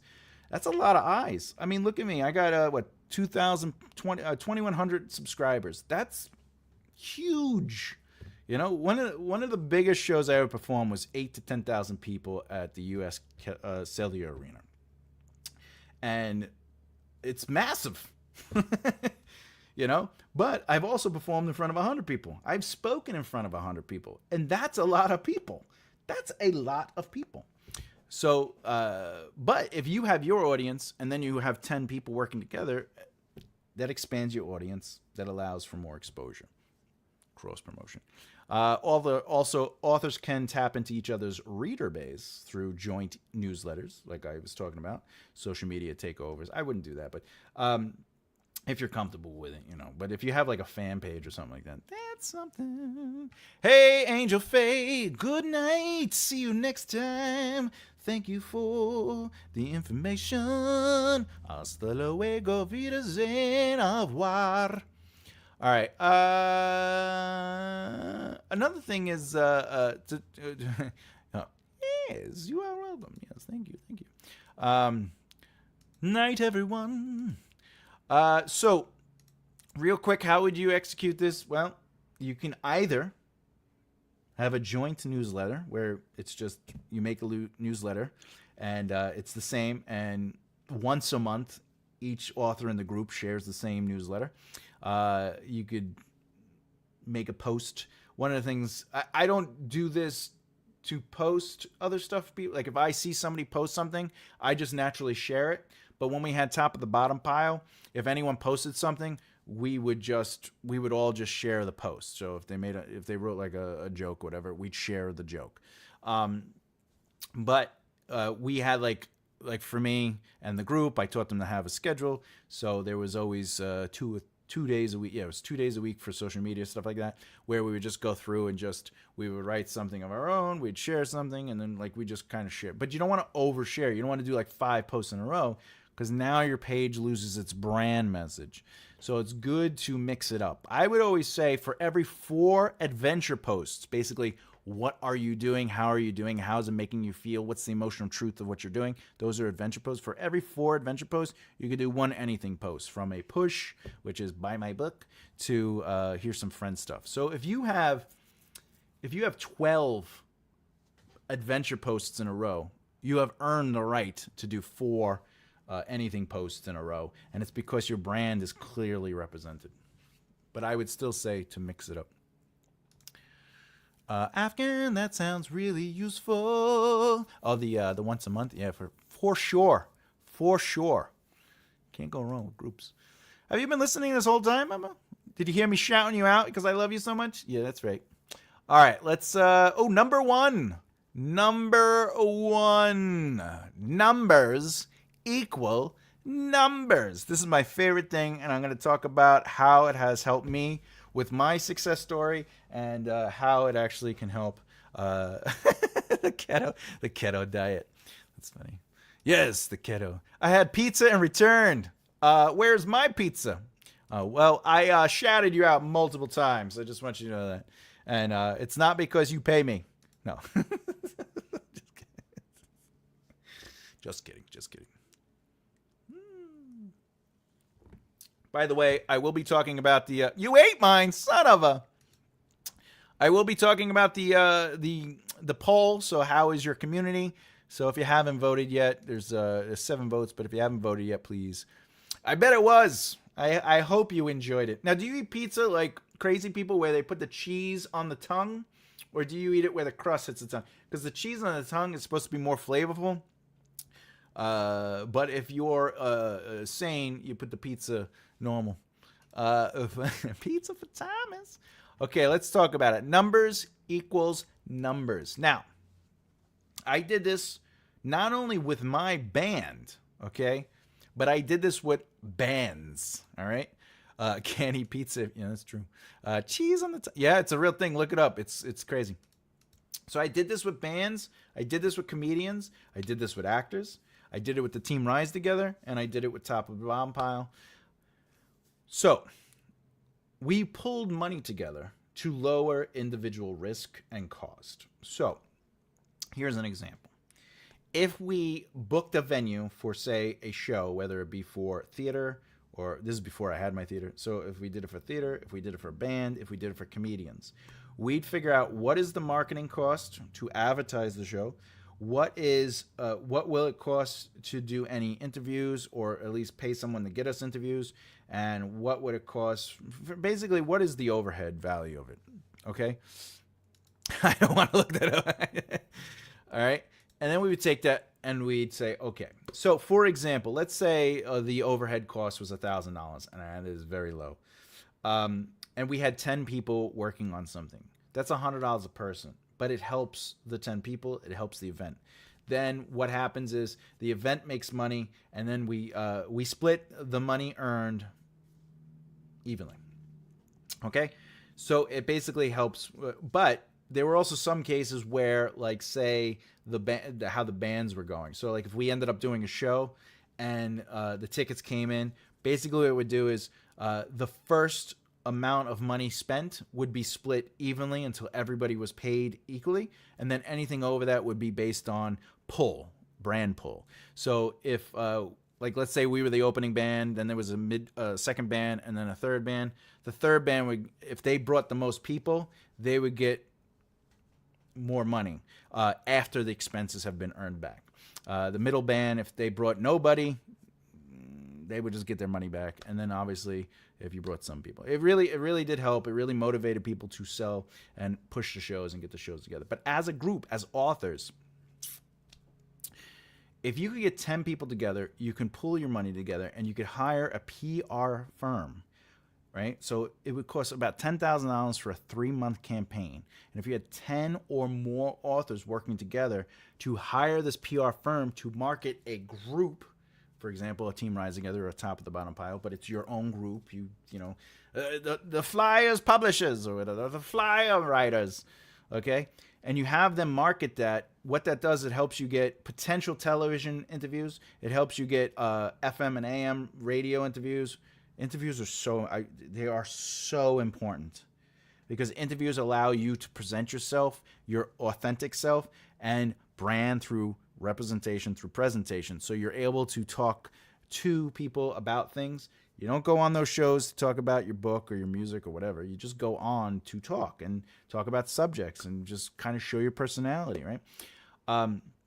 So it allows for interviews on different kind of mediums. It allows for specific kind of marketing campaigns, especially if you also set up an event. So if you have a not a Comic-Con style or size event, but an event that's local, especially if you're all local. And it's just like maybe you're doing it at the local library, or you're working with a college to do it, whatever the case may be. You can do whatever you want. It helps you sort of build your brand through, but imagine spending 10,000 on your own. That's what's it say? I'd be terrified on TV. Being on TV is easy. It's easy. Just go on here. It is terrifying, but me too. Funny story. So when I started doing stuff like that, you got coached. They'd be like, these are the things you don't talk about. These are the things you do talk about. Then you'd have to film yourself on camera just to do it. And you just start getting, like right now, like what I'm doing right here. The first time I ever did something like this, I was just like, so anyway, the thing, because, you're nervous.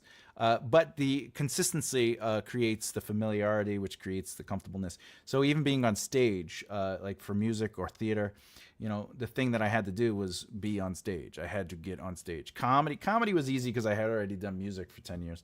Acting was easy because I had already done music for 10 years, right? Once I started getting in front of camera, that's when I had to start saying, all right, this is something I wasn't used to. So I had to start training myself to be. So that would be how you break that kind of like uncomfortableness.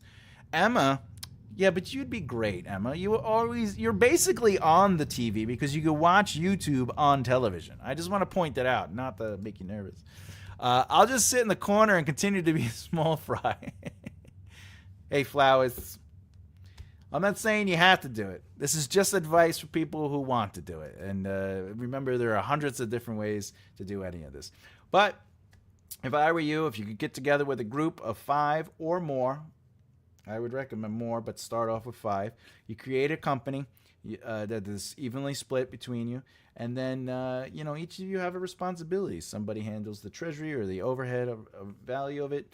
You designate somebody who's the financial manager, basically. You track your ROI, which is your return on investment.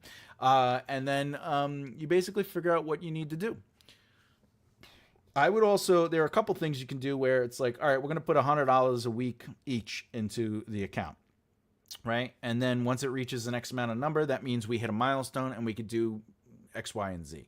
So you could do it that way, or you could create an opportunity and say, how much is the overhead going to be, and figure out how to come up with the money. Oh, wait. You've been on my TV. Oh, yeah. She has, right? And she looks great on television. That's what I'm saying. You poor thing. That's funny. But ultimately, what I'm saying is 10 people makes $1,000, $100. 20 people makes it $50. So if you have $10,000, it's $1,000 or $500. So the more people you can build into this group, and the bigger you can build your community over time, the more you can do as a team and develop opportunities. And in a way, you start cutting out the middle person. And what does that mean? When I started doing music, when I started doing our own shows, we cut out other promoters and clubs, and now instead of us having to go to them, we just did it ourselves. Those people came to us and said, hey, we want you to do a show, and then now we can negotiate our terms. Not that I am a Kid Rock fan, but Kid Rock basically created such a brand that record labels started coming to him, and he goes, look, I'm selling this much on my own, and I make this much money. I know it's less copies than if I had mass marketing, but I'm still making more money than if I had the deal you just offered me. The only way I could do it is if you offer me this deal. And part of that deal was to have his own subsidiary record label where he could sign his own artists. Same thing with Eminem. Marshall Mathers, he did the same thing. So if you could develop a brand value with a group and you show that you have influence and you have pull and draw and you guys are working together, publishers will come to you and say, hey, and then you're like, well, we make more money on our own.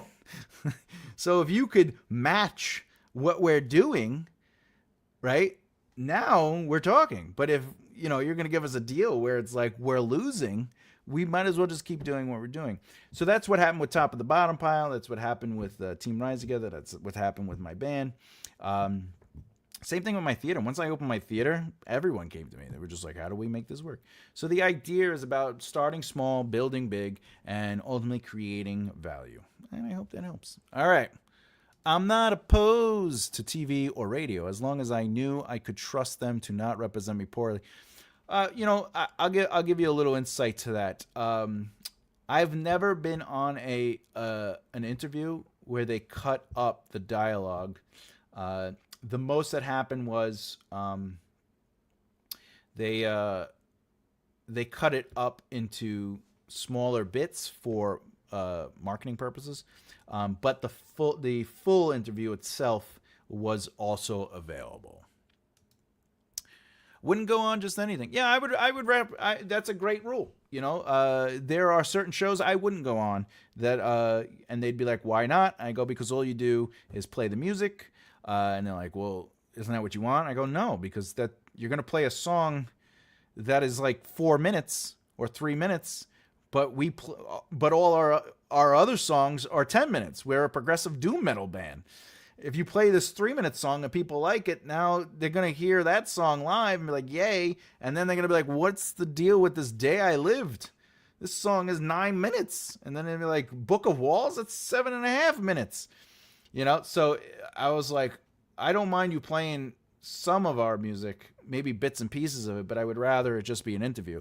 And that really helped represent us because people began connecting with us as people.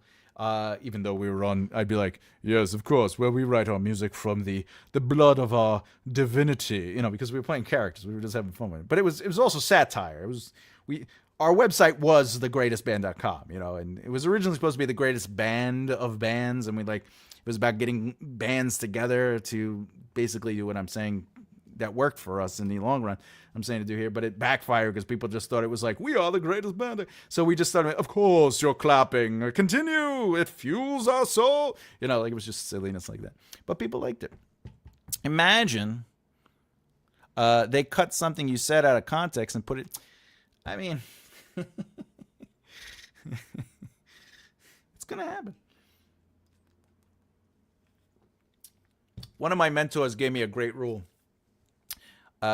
If it isn't true, don't defend it. If it isn't true, don't defend it. If somebody says you sleep with goats, if it isn't true, don't defend it. Don't even say anything. You sleep with goats. You just continue on your day. And then people go, oh, they're not saying anything about it. They're not saying anything about it. Just keep pushing the truth of your value. Keep pushing your morality. Keep pushing the things that matter to you. Behavior outweighs stupidity. But, at the end of the day, you could always just be like, all right, show me. I sleep with goats. Show me. Show me sleeping with goats. If you can show me sleeping with goats, I will agree with you. But until I see you show me sleeping with goats, I know it's not true. You could do that because now you can play with it. But in reality, if you fight it, like Michael Jackson, the first time you're like, maybe that's a money grab. By the fourth time, you're like, maybe this guy likes kids. Anyway, that's a great point. Yeah. Well, I can't even trust myself not to represent me poorly. That's funny. Musicians don't often get interviewed and known for why they wrote what they did. That's I will say, I used to get asked that question. So what made you write this song? Or why do you guys play music? And I would be like, in character, I'd be like, if you're going to ask me generalized basic questions, we could have did this through a fax. And they'd be like, oh, what do you mean? And then I'd be like, well, who cares? Like, your audience cares. I'm like, no, they're not writers. They're not musicians. They just want to listen to the music.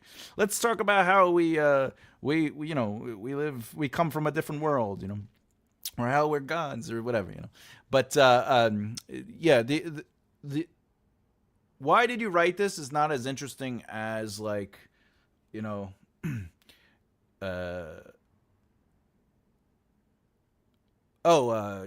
guys just did a show last week and you filled up 100 seats or whatever like that.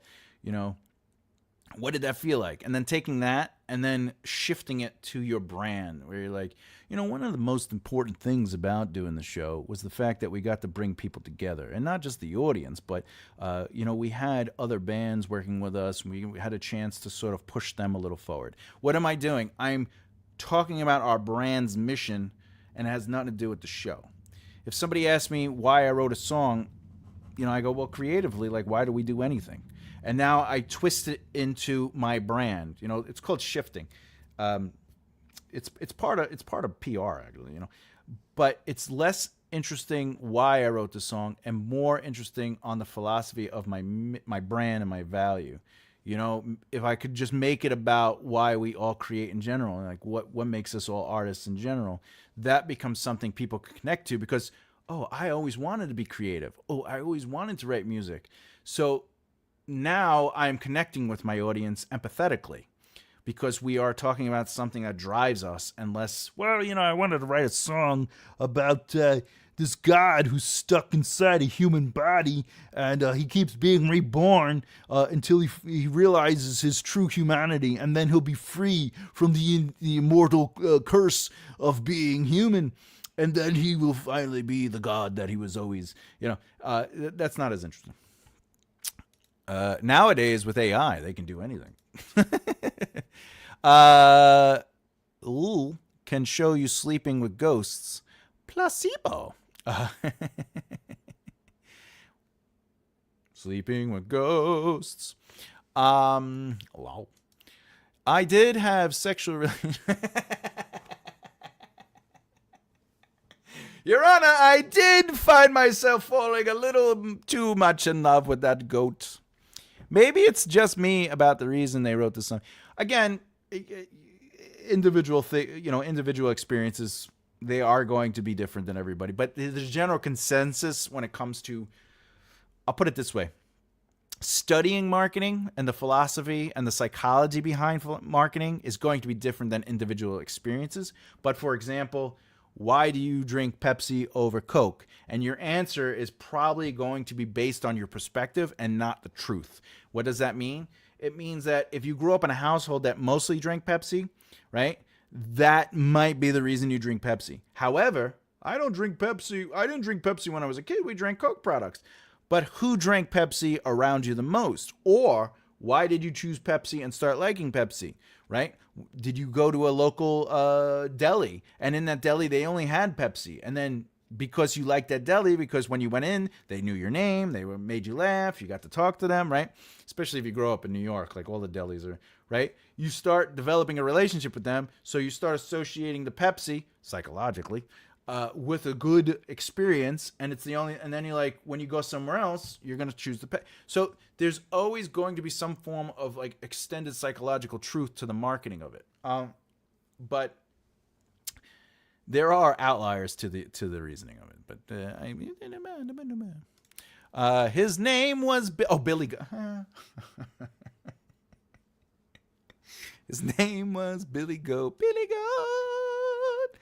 Billy Goat, don't you want the Billy Goat? All right. So we've been here an hour and 45 minutes. If you haven't, by the way, make a right left here. You can find all my stuff, all my hip hop, all my jubes. And then, of course, if you haven't already, please subscribe and hit the bell icon. Real quick, let's talk about the right mindset poll here. How is your community? We have It's Just Me, Myself, and I. And then we have I have a few writer friends. And then we have My Group Does This, It Helps. And then we have My Group Does This, It Didn't Help. What we have is 29%, It's Just Me, Myself, and I.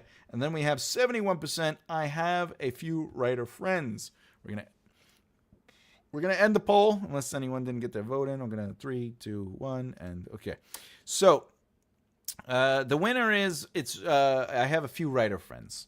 So in this sense, here's a good lesson to really think about. If you're an author currently and you are not where you think you should be or where your effort should be taking you, or you're not seeing the results that you want to see, it's good to just ask yourself this question. It's just me, myself, and I, 28%.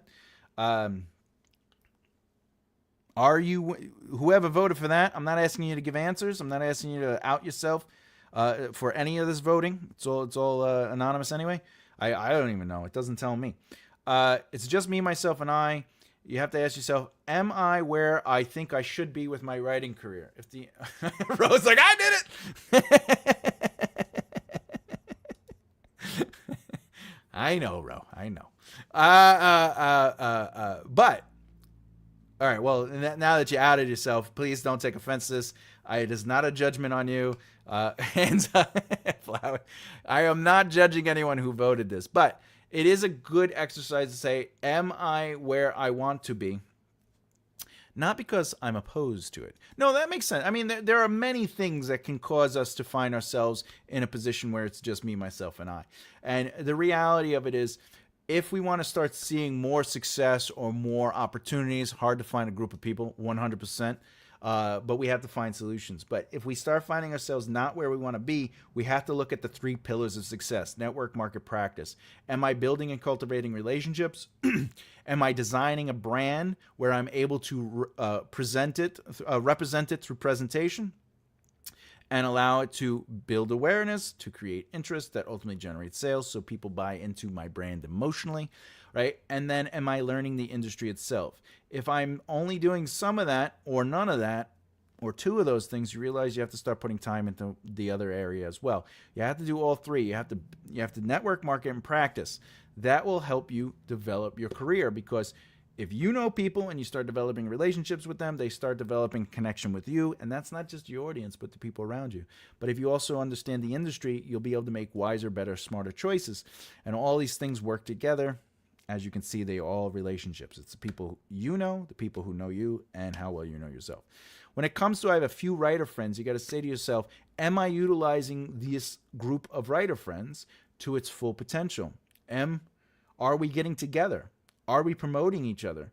Are there ways we can cross-promote? Are there ways we can maybe unite? Are there ways we can put together our own events? You got to say to yourself, who do I trust? Who trusts me?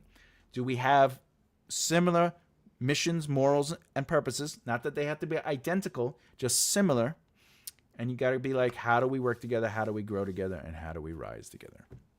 So I hope that helps. I like being Johnny Depp. I have the dressing gown and specs.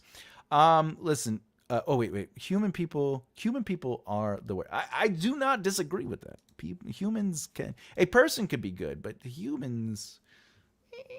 Or actually, let me reverse that. A person could be terrible, but humans can. No. The first way was correct. Yeah, because people can be stupid, irrational, and dangerous, but a person can be reasoned with. Yeah. So yeah. Truest statements have never been said. All right, since we have like 15 minutes, I guess, or 10 minutes, does anyone have any questions? I know that, Flowers, you said you might have 2 questions. I'm giving the floor to the audience. Whoever has some questions, I will answer them, and then we'll call it a day. We'll call it a day. Down, down, down, down, down, down, down, down, down, down, down, down. It's getting near dawn. Down, down, down, down, down, down. The light's getting bright now, down, down. Yes. I have 2 also. Answer: traditional or indie publishing? All right, let's answer Afghani first. I'm assuming, and again, correct me if I'm wrong, I'm assuming you're asking what's better or what do I prefer, traditional or indie publishing? So I'm going to answer that question because I believe I'm right on that assumption. But I believe indie publishing is the best route for people who want to have, who understand business, who understand the foundational elements of what it takes to create that business. Because in reality, traditional publishing will also include that truth.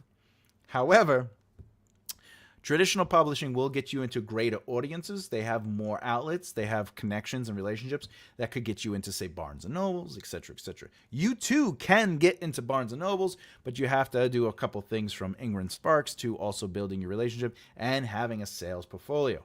But you are still responsible for marketing and all this other stuff that traditionally publishing will entail. Whether you're a self-published or traditionally published, you're still going to have to deal. The difference is trad publishing might give you 5 figures. So you might get $6,000. I'd even say $10,000. But the way that works is if you have an agent or a manager, you got to pay 10% or 15%. Agents get 10%. Managers can get 15%. So that's right off the top. Then you got to pay taxes. Then you get paid in thirds. So you're going to get $3,333 3 times. You're going to get it at different cycles of the deal. So what do I prefer? I prefer the indie publishing route because I have owned businesses. I do own businesses, and I am a business person. I know what it takes to create potential for growth in that industry. I am a brand, and I'm willing to put in the work to continue to build that brand. I have over 20 years of brand representation. Now, if a traditional publishing route comes my way and they can offer me something that is worth the trade-off, then I would switch to traditional publishing. If I am, basically, like I said earlier, if I am making the sales numbers, if I'm doing the work and spending the money and seeing the return on it, my ROI, and a traditional publisher comes and goes, we'll offer you $3,000 for, we'll give you $3,000, but you have to continue to still do the marketing, and you got to continue to do all the BS, and but we're gonna do whatever book cover we want, and you need to change your book. That doesn't seem like a deal that I'm willing to take. Do I feel people should approach traditionally publishing over indie publishing first? If that's what you want. Every person's path is completely different. I just mentioned that self-publishing is just smarter for me because I have the business background. And I have proof of concept, meaning I have been successful in my businesses.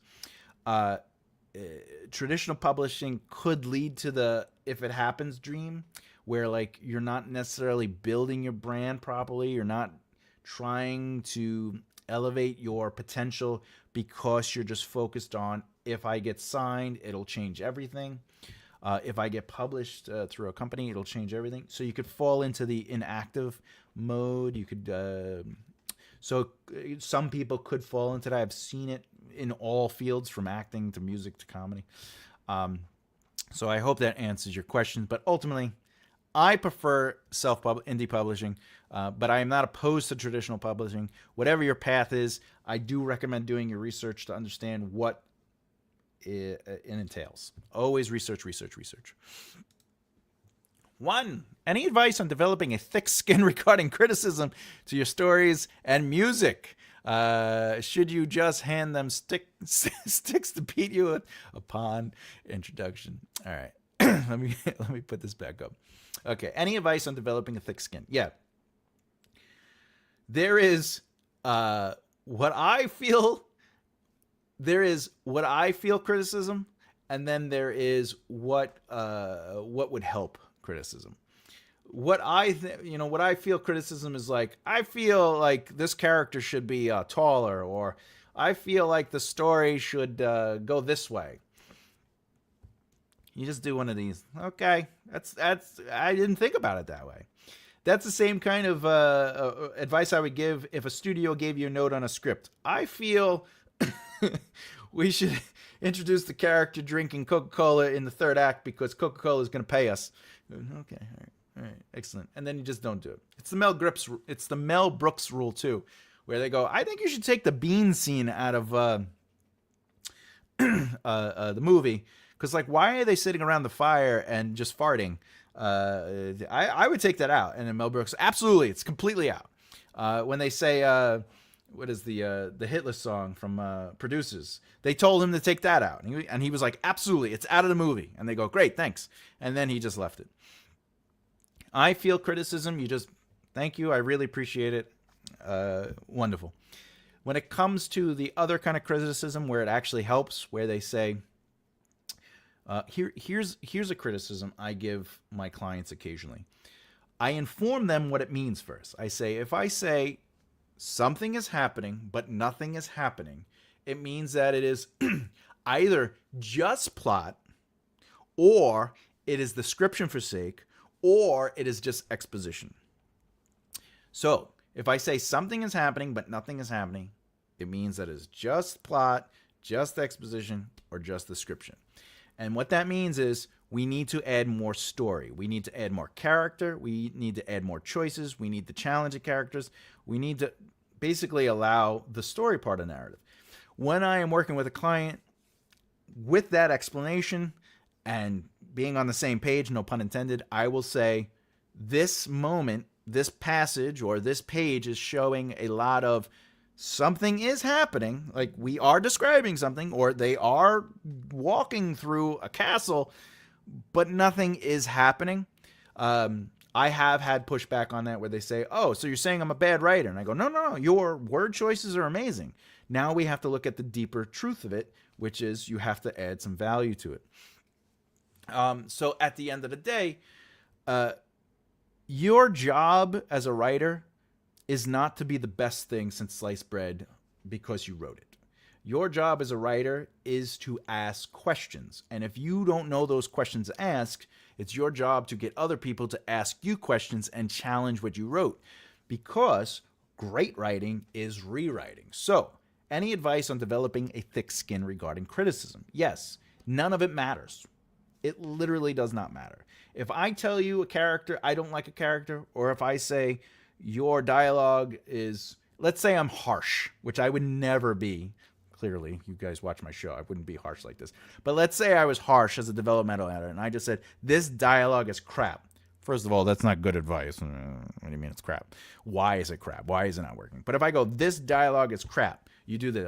Okay, all right, excellent. Because it doesn't matter, right? Your dialogue is crap. It doesn't inform you of anything. It doesn't have enough information for you to make a decision. Okay, it's crap.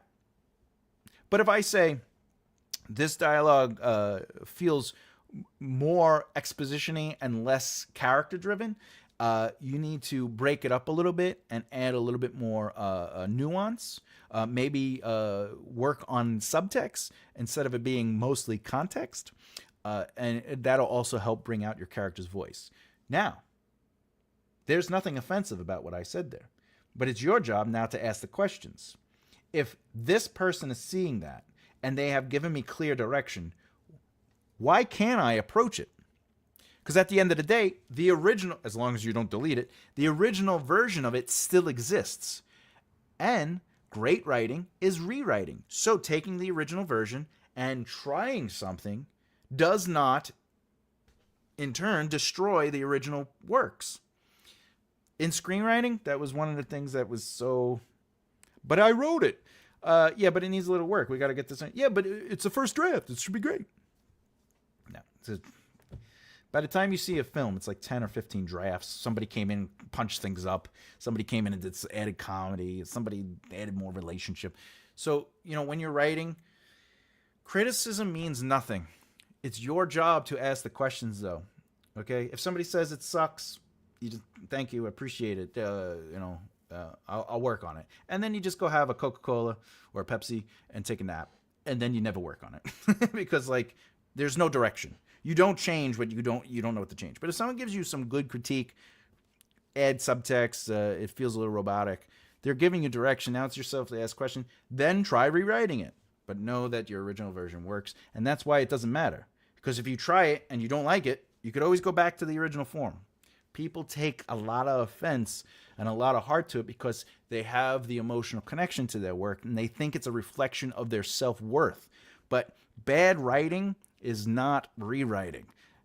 It's just going, I wrote this, so it's perfect. I hope that helps. Got to rewrite. Always rewrite. Don't delete stuff.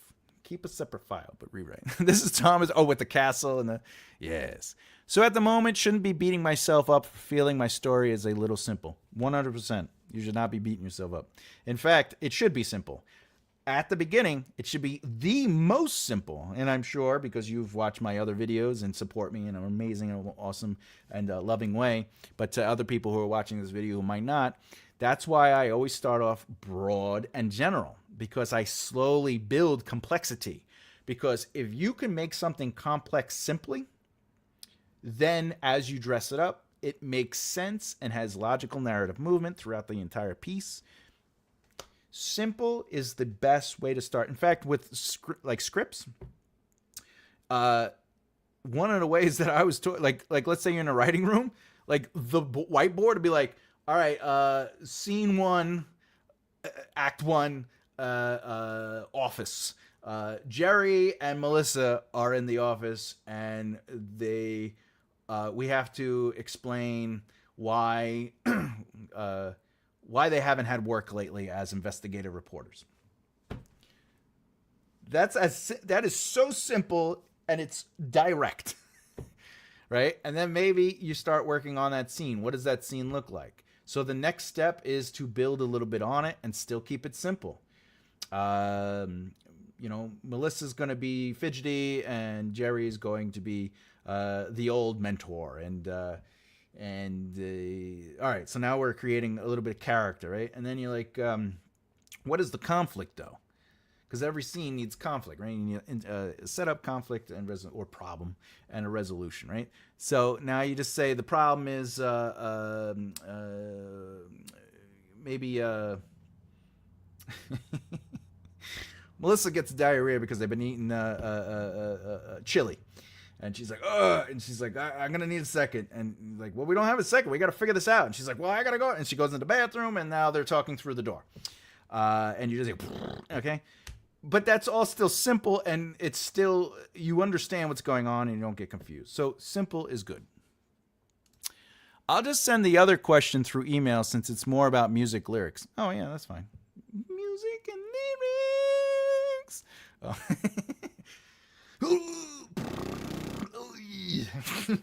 That is technically a conflict. It's external.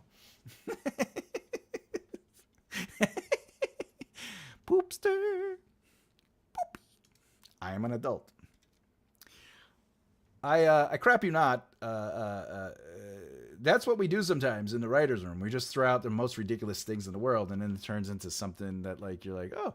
Sort of actually like Ro did earlier, where he was like, I'm going to have, on the cover of my book, it'll say, buy my book, right? It'll just have, like, audio. Like, we start with outlandish ideas that may seem outlandish, but then you can kind of be like, wait a minute, and then you find ways to make that work. Oh, Dumb and that scene's amazing. I have a video on another YouTube channel I have that I don't really use anymore, and it was I used to do a pod show called that was like video and audio, but I did a pod show that was called Prelude to Metal. You can't find it anywhere; it's gone.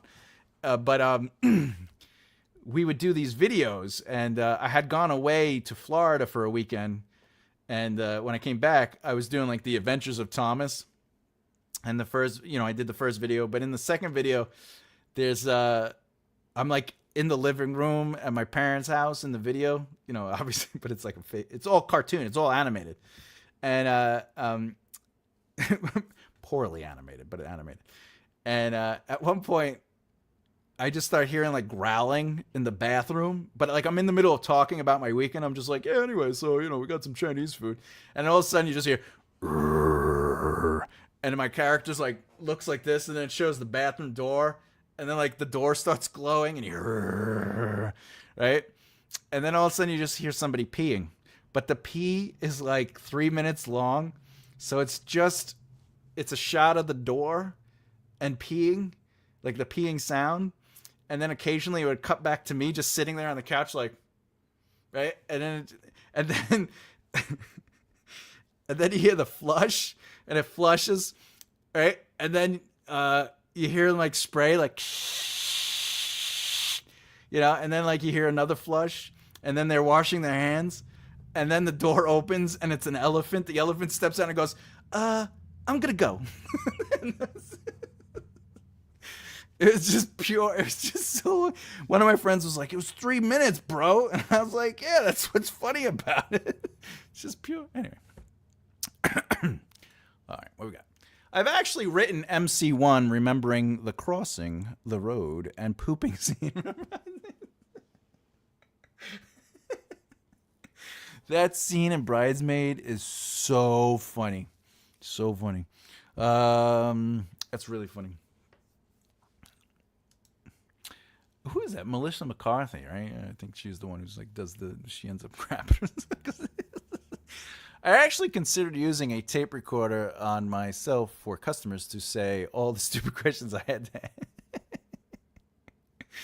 I mean, if you've been in a certain industry long enough, you do like I said, I consult, right? But um, I can I grew up consulting actors, writers, musicians, but everybody says I'm not making this up. Everybody basically says the same thing.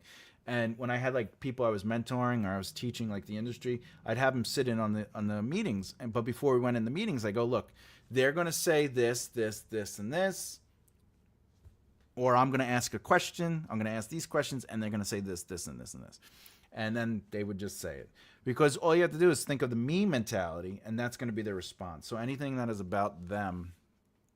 For example, a common phrase would be like, I just need the right person to hear me, see me, read my book, right?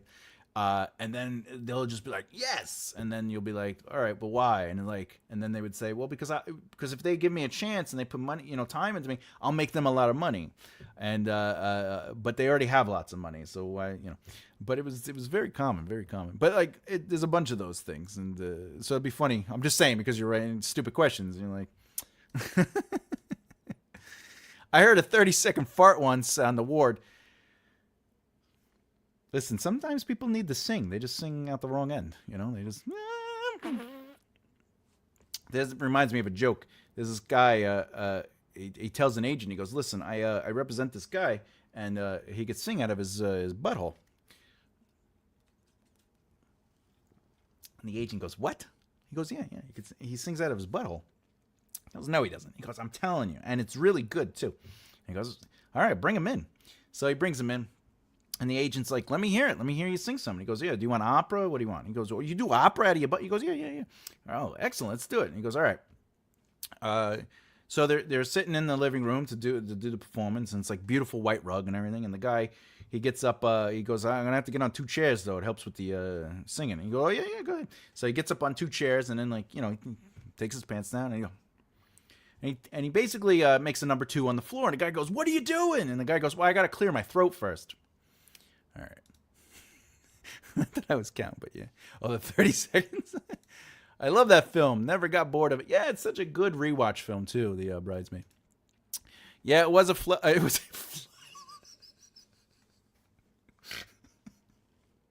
It was a flashback. That's funny. That wasn't the one I wrote properly though. You gotta clear your throat before you sing. It was nice. It turns out though the guy's voice stunk. Okay. Just like, Flushback is so funny. Flowers, you missed your calling. You should be writing jokes for people. Flashback. Oh, it's 2 hours. We've been on for 2 hours. What is today? Saturday? Doing pretty good. Saturday. Do. Saturday. All right. Flowers, I thought you said you had 2 questions. I'm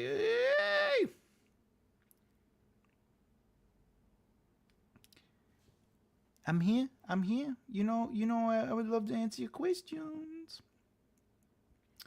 Oh, something I will say.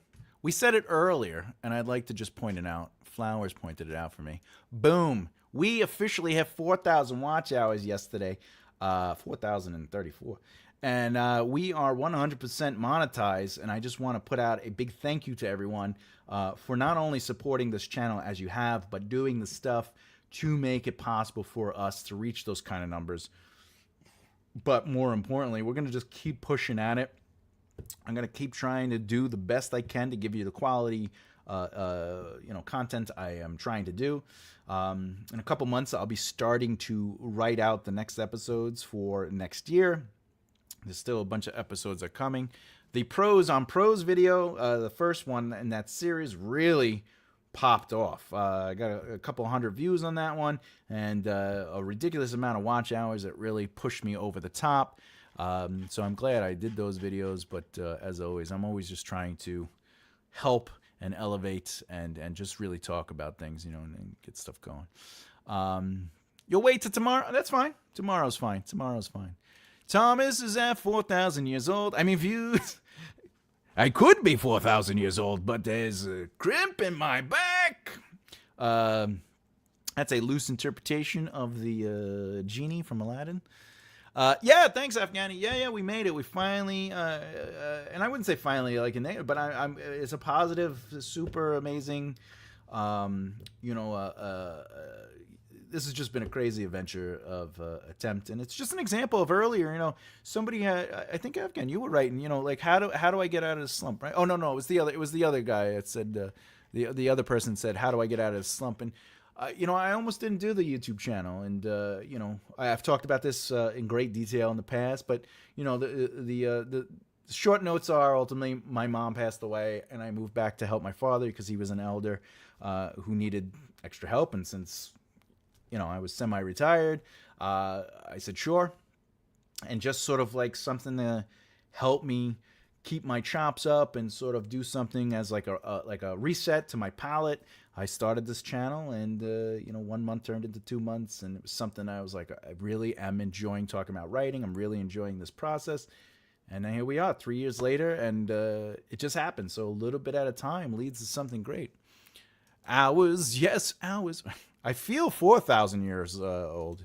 I will say, watch hours. Oh, the watch hours. Oh, where are we at? Let's see. Currently today.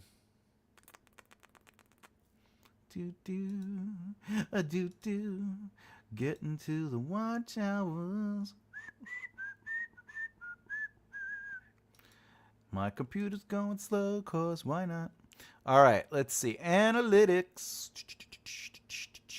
So, for the last 365 days, we have reached 4,094 watch hours, and that is why we were pushed over the top. What's nice is my channel's lifetime watch hours is 8,800. Boom, I got 100,000 views. I know for like bigger channels, that might not be a lot, but we are popping. We are growing and growing. I got 2,100 subscribers. That's really exciting. I can't. When I hit 1,000, I thought I was like, wow. I never thought I would hit 1,000, and now I'm at 2,000. But they say it's true. As soon as the channel hits a certain number, it just keeps going. It just keeps popping. I do look good for 4,000 years old, don't I? Is it because of the beard or the long hair? What do you think helps? Let's see. Is this? Oh yeah. Is this it? Did I look good? It looks a little messy. Should I be wearing my my Telmorn outfit? I don't see. Here we go. See, if I could cover the more I could cover my face, the more attractive I get. The thicker my beard and the more there we go. Now I think I'm ready for the ladies. Oh, it gets so hot under there. I don't have the AC going, but people was like, "Why don't you leave your hair down?" I was like, "Well, because I can't breathe."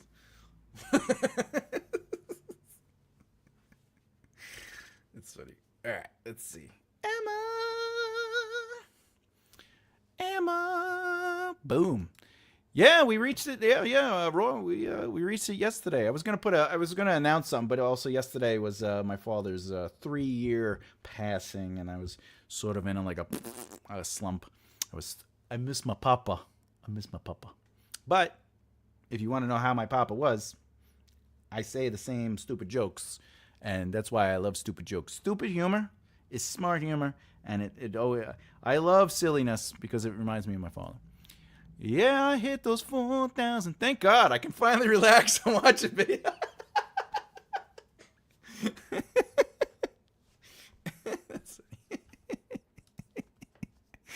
Hands yellow, heart red.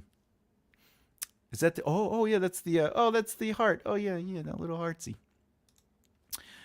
It's just so. Oh yes, the hair is luxurious. It's fabulous. I'm not even going bald yet, which is crazy. I'm 47. Shh, don't tell anyone. And I'm the only guy in my family that didn't go bald. Well, actually, I have a cousin, Michael, who's way older than me. He still has walls there.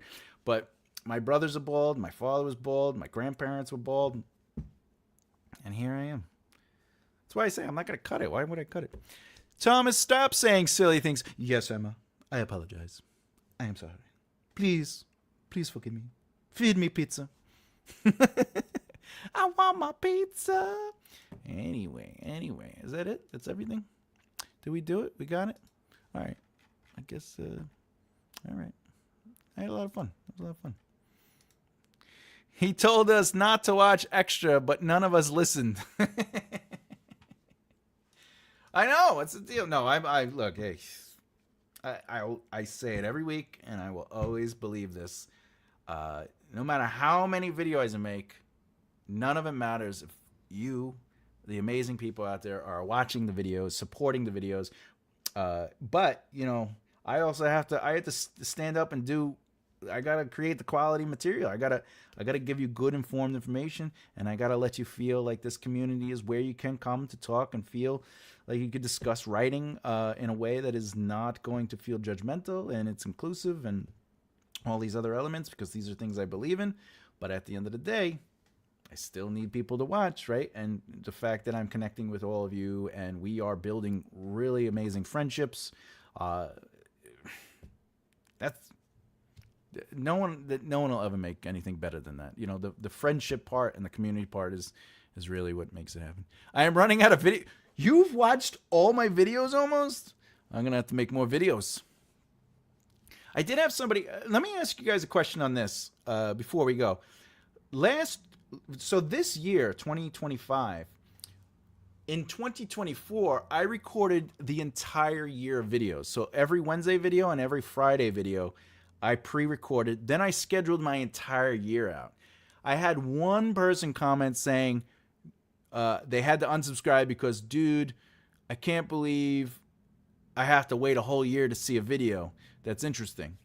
And what are your thoughts on it? Did you like that you could see what videos are coming and you could sort of like prepare to watch that video? Or do you like it when, like, let's say, July hits and on July 1st, I schedule only July's videos? I'd really love to hear your thoughts on that, because that might influence how I do next year. But I really like the fact that I just recorded everything and then I just schedule it. And now I can focus on, doing what I can. You stole all your family's hair. I did. I was like, I'm also the youngest. I'm just saying. Let's see. You just watched them again, Flowers. Oh, I have. That's funny. I haven't listened to them all, though. That's right. Either have I. I ignore most of them. Yes, maybe only the month coming up. Okay. Then we have oh my God, people are stupid. I agree. Okay. I cannot. It's confusing because it looks like you're about to go live. Oh, because of the premieres. You know what? I think I will still record all the videos, but I think what I will do is I will set the premieres for the month coming. And I think that might also help with the exposure of the channel too, because I lose the exposure after I already scheduled them. So maybe I could just pop them all in, keep them private, and then schedule, with the upcoming bit. Yeah. So maybe that's how 2026 will go, because I already just scheduled everything for 2025. But so that's good feedback. That's good feedback. See, by the way, Ro asked earlier, how do you take criticism? We have some mixed criticism here. We have some people's, Emma's supporting, probably like, hey, just post them. And some people are giving some feedback. Remember, none of it matters. So it's just good to hear it, listen, ask questions, and then, try something. And, there's some really great points there. And I think I can mix it. Record all the videos, upload all the videos, keep them private, and then just allow the premieres of the month coming. See? That's how you take criticism. You just accept information. Remember that it's not a reflection of who you are as an individual. And then you try to, see what you can do. Especially like this. Like, this is great advice. It's confusing because it looks like you're going, that's very specific advice. That's, oh, yeah, okay. Now I can say, I can make sense, I don't need to take offense. I don't have to be like, what do you mean it's confused? But I did it. Like, should my way be? No, it's just criticism. It's not. I also know Afghani's not being, but this is really great. That's great advice, and this is a solution. That's good advice. All right. So where are we? But we are in the know. So like, we know. That's true. That's a good compromise, right? Like, see, that's what it's about. That's what I don't know if I'll get through all your videos. I don't know if I'll get through all my videos. Let's be honest, okay? I still have to go back and watch my videos and then set up the chapters for the videos, because not all my videos have chapters, but I've been slowly doing it every Wednesday and Friday. I basically, while I'm watching the video premiere, I'll also go through and do the other videos and like update the descriptions, update the thumbnails, update the titles, and do all like the back end stuff. Must try harder, Ro. Yes, Ro, you must try harder. Put some effort in. Yeah, Ro, come on, come on. But yeah, but chapters really help. You know, if anyone has a channel and you're trying to build your channels, the chapters help with SEO, and it helps with certain very important things. I comment sometimes expecting Thomas to remember the joke I'm referring to.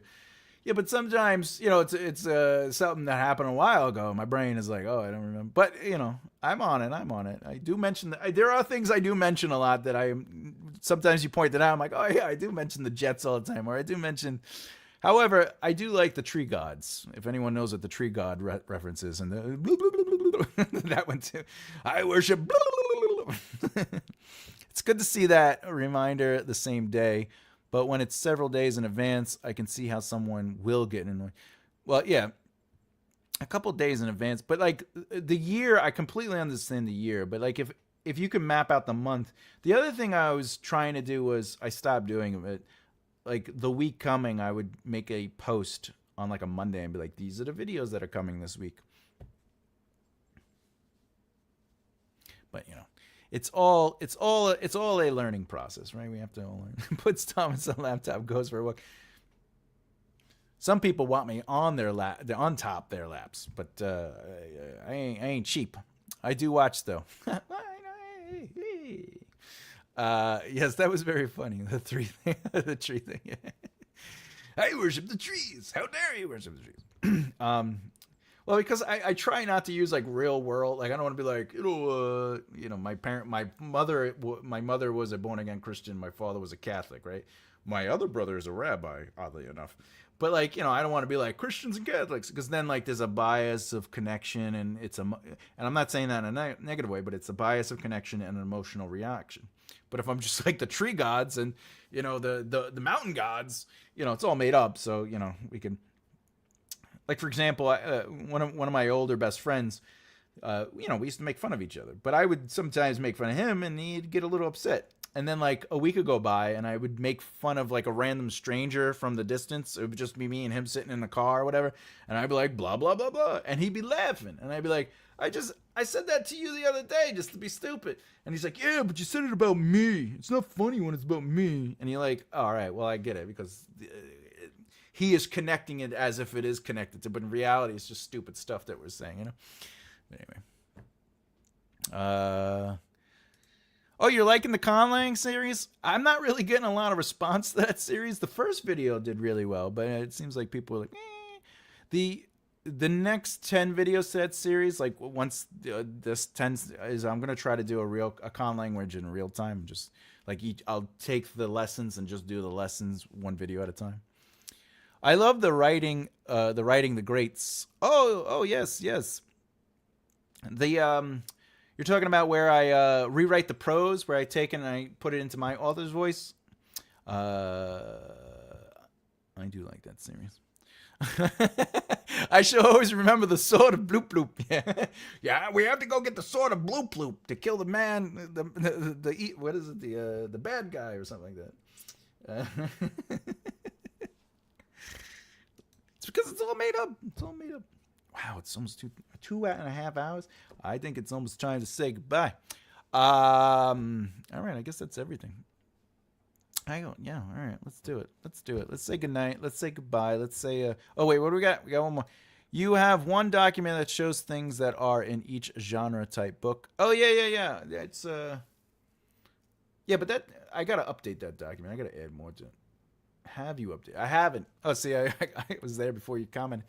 I haven't updated yet. I do have to update it, but it does have a lot in it. It does have, what does it have in it?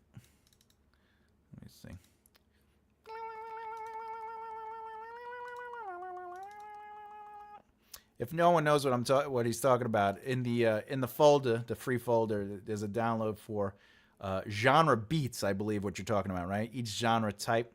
And right now, currently, I have it explains the romance beats, the thriller beats, the crime, and epic fantasy. I still have to add urban fantasy, historical fiction, and high fantasy. But I'm also going to add other. Yeah, that one. Yeah, the genre beats. I will be adding more to that. I just slow and steady, slow and steady, slow and steady. I gotta add more stuff on it. I'm also developing a Patreon page, but we'll see how that goes because whatever. Oh, fun fact! I also started another book.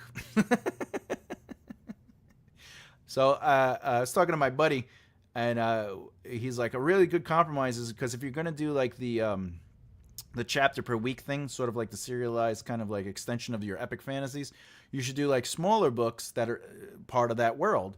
And I was like, that's a great idea. So I started writing like the backstory of one of my favorite characters in the series. And yeah, it was accidentally. It was sort of, we were talking about something else and it came up because I was on the fence, and he's like, well, why don't you do both?